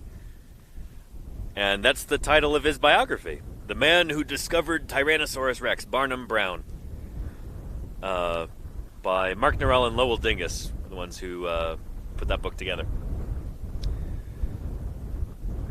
And Akago Myrtle says, I don't think I've ever seen this channel, but I just got given a gift sub to it, so whoever gave me that gift sub, thank you so much. Welcome. Ogto Myrtle. Akgo Myrtle. Welcome to Paleontologizing. You're witnessing a live dinosaur dig here. Yeah, so we're digging up what'll probably be a new duckbill dinosaur. So exciting stuff. We're just kind of getting started with this, so there's not a whole lot to see just yet. But as work progresses over the next few days, it's going to be more and more. Maybe we'll do some jacketing here. It's going to be good. Yeah. But yeah, here. Let me scroll up a little bit. And Atlas Brood, I am doing well out in the field. Thanks for asking.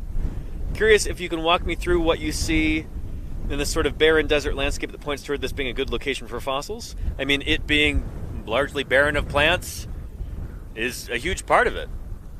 It's funny, this part of Wyoming is usually not as green as this. They've had a pretty wet spring, I think, and so these plants are doing pretty well. But you see a lot of exposed rock over here. Let's walk over in this direction, I'll show you. Exposed rock right there on the surface. That's prime territory for finding fossils. So that's how we find them in the first place. You just walk along, you pick up anything that might look a little bit like bone, like, nope, that's just sandstone. Much more over here. What's this? Yeah, more sandstone like that, kind of ironstone concreted crud. Yeah, but there will be little bits of bone around here too. And if you start finding like a trail of bone leading up into the side of a hill, then you might be finding yourself a skeleton. That's how we do it. And so having exposed rock right here on the surface, that's, you know, what makes it possible for us to find fossils when we go out prospecting. Does that make sense? Yeah. Would you ever come out to the Sulphur River in East Texas? Maybe, I don't know. I've never actually been to Texas to do field work. But it's not impossible. Yeah. Hope we'll get a shout out in the papers and a chance to name a very funny Sabina bean. Yeah. And Alioth, that's one of the most common questions I get. Can we get the prospecting command going in the chat? But yeah, the way that we determine where to go out looking in the first place is, first you got to figure out what you're interested in. Are you out trying to find dinosaurs? Are you trying to find Cenozoic mammals, mammals from the age of mammals? Are you looking for the first vertebrates to come up onto land, like when fish evolved limbs and started coming up onto the dry land? What are you interested in scientifically? For each one of those different things, you'll have different ages of rocks you're supposed to look at, you know? So like, we have a general sense for like which creatures evolved at which stages in Earth history. And so I'm interested in dinosaurs. I'm interested in Cretaceous dinosaurs from the Late Cretaceous. So you look at geological maps and you find out where rocks from the Late Cretaceous are exposed on the surface. Again, most rocks on Earth have been mapped on geological maps. At this point, we've been doing geology for a couple hundred years. We've got a pretty good sense of how old the rocks are on different places on the Earth. And so you look at your geological maps and you say, oh, well, in this part of Wyoming, we've got rocks from the Late Cretaceous. We've got the Almond Formation of the Late Cretaceous out here unexplored. We don't really have any dinosaurs that have been named from the Almond Formation. That's a good place to look. So you study your geological maps, and then you kind of cross-reference those with satellite pictures and with Google Earth and stuff, and you find out where do you actually have exposed rock on the surface. Because certain areas they might be geologically mapped, but the rocks aren't visible. The rocks are underneath forests or prairies, grasslands, or maybe they're underneath a Walmart parking lot or something. You can't see the rock. That's not a good place to look. You want to find areas where you've got exposed rock right there on the surface. And then you check land ownership. You make sure you have permission to look for fossils in those areas. You either go to public land or you go to private land. You get permission from the private landowner, that kind of thing. And then you go out and you look. Does that make sense? You got prospecting. So you walk along, you look for little bits of interesting stuff. You find stuff that could be bone. You end up picking up a lot of rocks for every bit of bone that you might find. And then, this is basically how it works. Walk along, and that's interesting. It's just rock. Let's see. It's more rock too. But sometimes you find bits of bone, and that can lead you to a skeleton. Does that make sense? Yeah.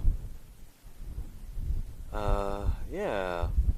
It is easier to get approval for a dig from private landowners? Usually not. It depends. For professional paleontologists, for people who, paleontologists who are doing science, it's usually easier to go to public land, federal land or state land, and you could say, hey, I'm a paleontologist, I'm interested in finding fossils. They will go to such and such museum, like, here is a written statement, testifying to that.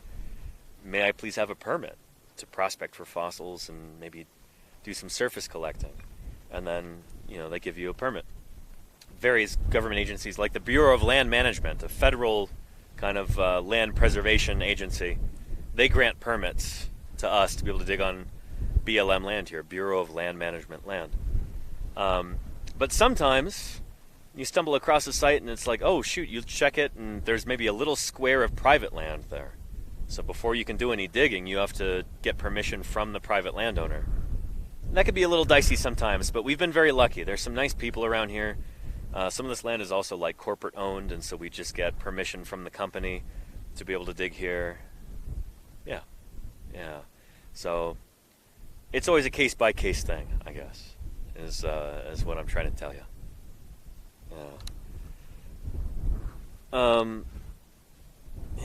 Scrolling. Gregon says, surprising that after so many years you can still find bones of new species. Oh, absolutely. Yeah. It's not really that many years when you think about it. Like, paleontology is a fairly new science in the grand scheme of things. I don't know. Scientists have been talking about the atom, like atoms, for longer than they've been talking about extinction. The whole idea of deep time and natural history, that idea is only it's less than 3 centuries old. People didn't really talk about extinction until 1800 or thereabouts. We're still kind of new in this whole thing. And we've only really been digging fossils in earnest, really trying to go out and discover new fossils since, I guess, the 1860s, 1850s, at least in terms of dinosaurs. People have been in search of other fossils for, longer than that. But yeah, the study of dinosaurs The word dinosaur was only coined in 1842. So it's kind of amazing what we've been able to achieve in that window of time, you know? But there are still so many places that are unexplored for dinosaurs, places that no dinosaurs have ever been named from, right here in southwest Wyoming, near the town of Green River. It's one of those places. The Almond Formation. Yeah, no dinosaurs known from here yet. It's cool to think about. Yeah. And, here, let me get the dust off of here.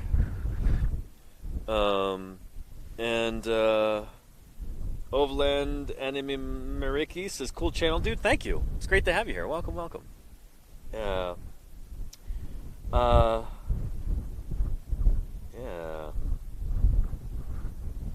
And Elioth says, yeah, but this is still a huge piece of land to go through. How often do you dig it whole through and find nothing? No, we don't. We don't just dig in a random spot. You'd never find anything. That's not how it works.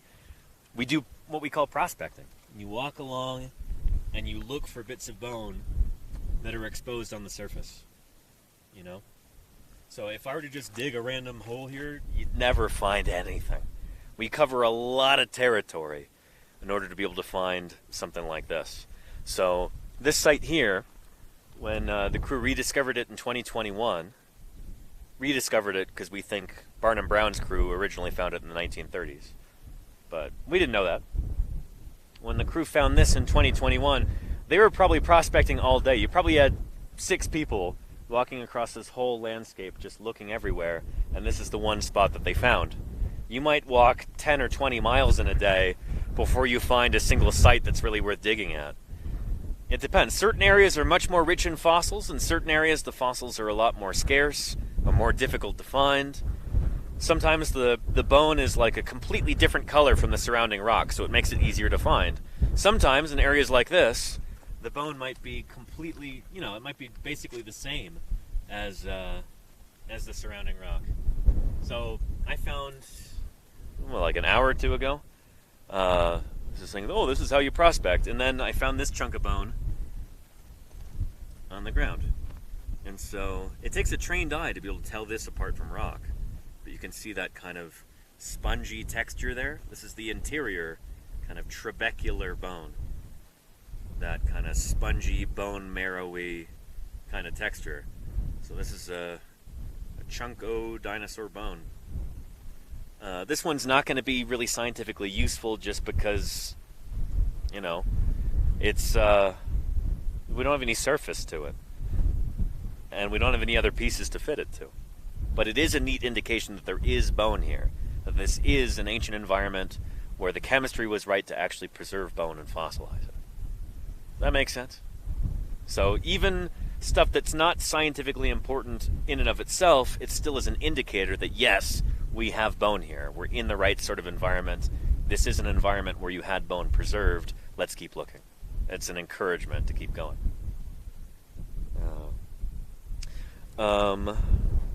Yeah. What happens if you put your tongue to the fossilized bone? Everyone always wants to see this. Okay, Sophie, I'll show you. We'll do a little demo here. Got 2 roughly equivalent sizes of item. We have a rock here, and we have a bone here. There's a trick that you can do to try and tell rock from bone. This is not really something that we do as paleontologists, but it's a neat thing that you can show visitors to a site or whatever, or viewers on a live stream. So what you do is you stick it to your tongue.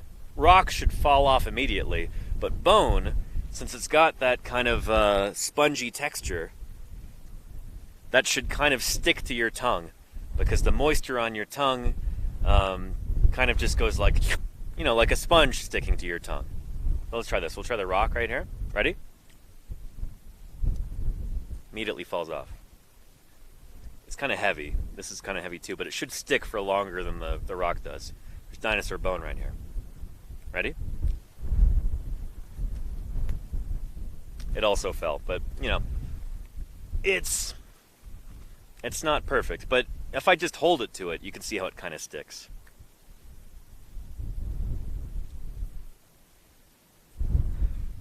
Kind of like pulling at the tongue right there.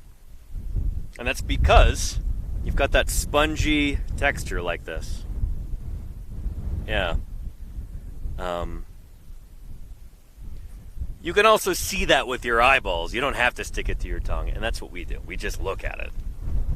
But it's a neat little trick that you can pull out to show visitors or just show to an audience at home. Capillary action. There you go, Murph. Yeah, basically, yeah. How does it taste? Oh, yeah, like rocks. Yeah. It just kind of tastes like the landscape does, you know? When you're out here for weeks at a time, it's like, yeah, it's just... You end up with a lot of this stuff just kind of in your mouth passively. Dust and dirt and grit and sand. Mudstone and sandstone and, yeah, gets into your food, gets into your eyes. You know.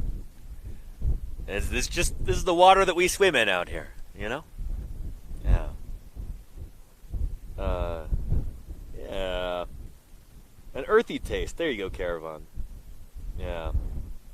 Had you ever done that before? Absolutely, Gary and Kellis. I've had, you know, I guess when I was first learning how to do field work back in like 2011, learning how to identify bone in the field, that is one of the things that you can try. But certain kinds of rock will also stick to your tongue, especially if they've got, like, you know, little pits in them and stuff like that. So again, it's not a perfect litmus test to tell whether or not something is rock or bone. But it does kind of work. Yeah. And are there fossilized jellyfish out there? Not out here, Southie, no. But in other parts of the world, yeah. Yeah. So this is a terrestrial environment here, where this duckbill dinosaur was walking around doing its thing. This was like an ancient river. You don't really find jellyfish in rivers. They're oceanic animals. I don't know if... I bet you we do have some sea jelly fossils from the Mesozoic, from the age of the dinosaurs. But when I think of sea jelly fossils, I think of, you know, Precambrian or maybe early Paleozoic stuff. When sea jellies, aka jellyfish, were some of the most complex animals around. There really was a time when they were like, you know, they were top dog. Until you had other creatures evolving too. Yeah, it's an ancient group. They're pretty neat. Hydras, I think, is what the group is called. Yeah. Have you seen lizards? I have seen lizards. They're mostly like fence lizards, Missivet, like scleroporids, or I forget exactly what the clade is for this kind of lizard. But they're similar to like your blue belly lizards in places like California. Same family. Oh, we got a big old helicopter over there. What's this going on? That's a noisy one. Sounds like a Huey. That might be a military chopper there. Huh. Yeah. We got a bunch of responses to different people. Yeah. Yeah. But yeah, that looks like a Huey. I don't know if you can see it up there. Yeah. Nice.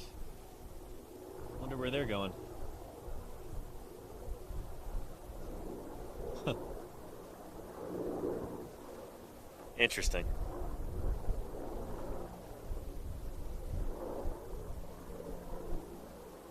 Yeah. It's Richard Hammond coming to take you away to his dinosaur theme park. One can hope, grilled Pikachu. No, I don't know. I'm really enjoying being out here. Don't know if I'd want to go all the way to Costa Rica at this moment. But you know what? It'd be fun. To whom do the fossils you find belong? So, Elioth, all the fossils that we're collecting belong to the people of the United States. They are going to be held in the public trust in the museum in Cincinnati for as long as there is a museum in Cincinnati, you know?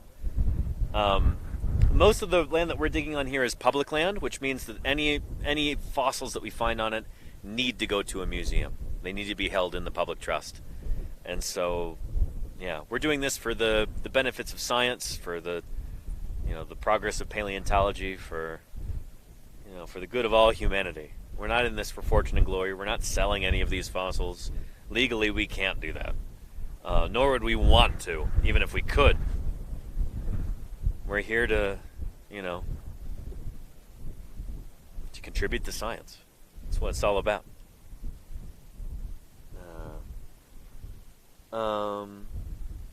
Yeah. OHIO. Yeah, there you go, Wayback. Yeah. And do we have any Ohioans in the chat right now? I just went to Ohio for the first time last summer. You know what? I liked it. Got to visit Cleveland, see the Natural History Museum there. It's mostly under renovation currently. They've got most of it closed off, but still cool. And hopefully one of these days I'll get to go to Cincinnati and see the museum there. I've heard it's spectacular, and I've seen videos that attest to that too. But in a few days, I can't say exactly when, but hopefully in a few days we'll do a stream from camp, and all of you will get to meet some of the paleontologists from Cincinnati who are out with us on this expedition. We've got Glenn Storrs, the curator of paleontology, and we've got Takuya and Cameron, whose last names I don't know, but you'll get to meet them. They're all super cool, and you're going to enjoy talking to them, I think. It's going to be neat. Oh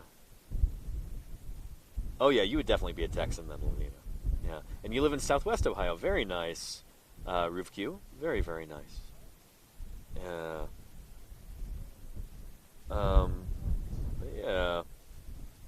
And Gregon says, "Is there a Is there a black market for fossils? Because there definitely is." And would you visit a real Jurassic Park like happened to Alan Grant? You bet I would. Yeah.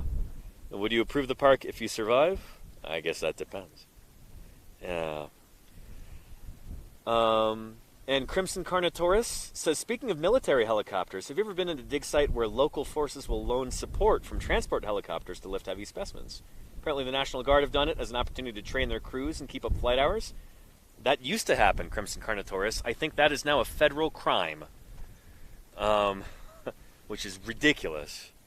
But yeah, at the museum I used to work at in Montana, Museum of the Rockies, they used to get Montana Air National Guard helicopters who would come out. They'd send out Blackhawks and stuff in order to lift really heavy specimens.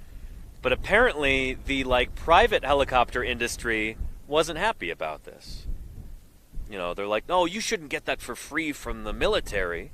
You should have to pay tens of thousands of dollars to have helicopter transport. And so apparently they lobbied Congress and they got a law passed where you are not allowed, the U.S. military is not allowed to help out paleontologists anymore. So we mostly just don't have helicopter support anymore like we used to. Because of corporate greed. So, yeah. Yeah. And let's see here. Scrolling. And imagine that, the National Guard doing civil service. I know, right? So, yeah. But yeah. And there you go, Petrodactylus, yeah. Yeah.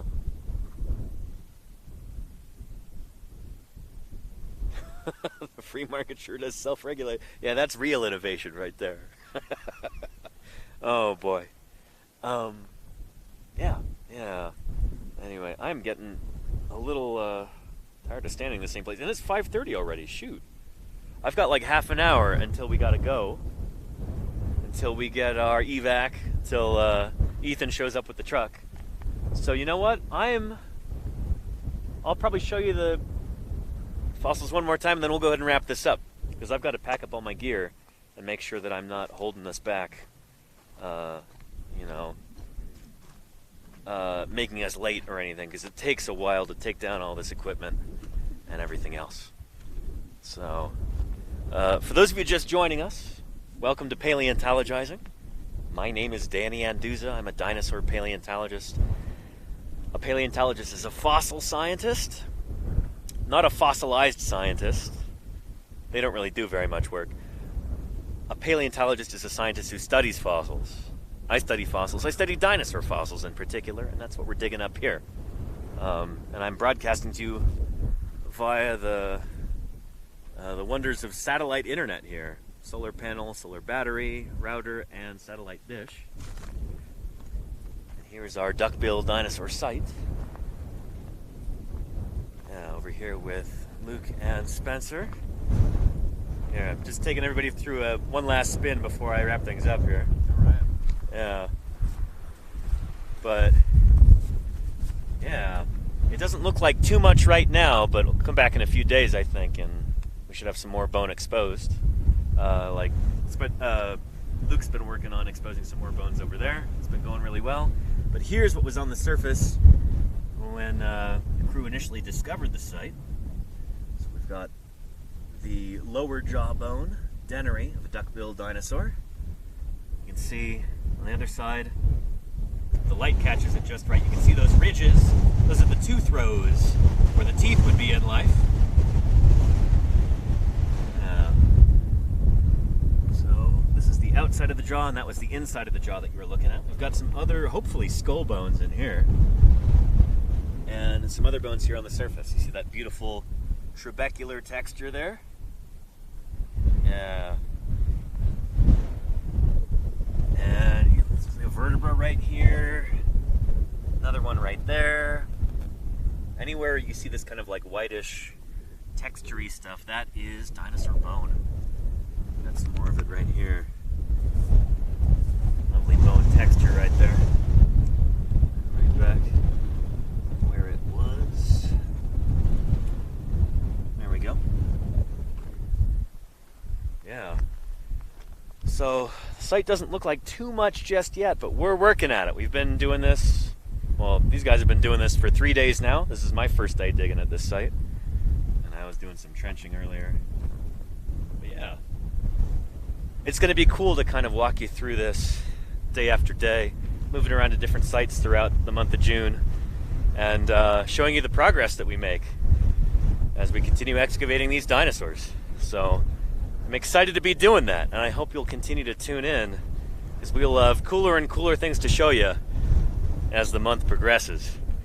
I'll be trying to stream almost every day for the rest of the month. This is an active dig site.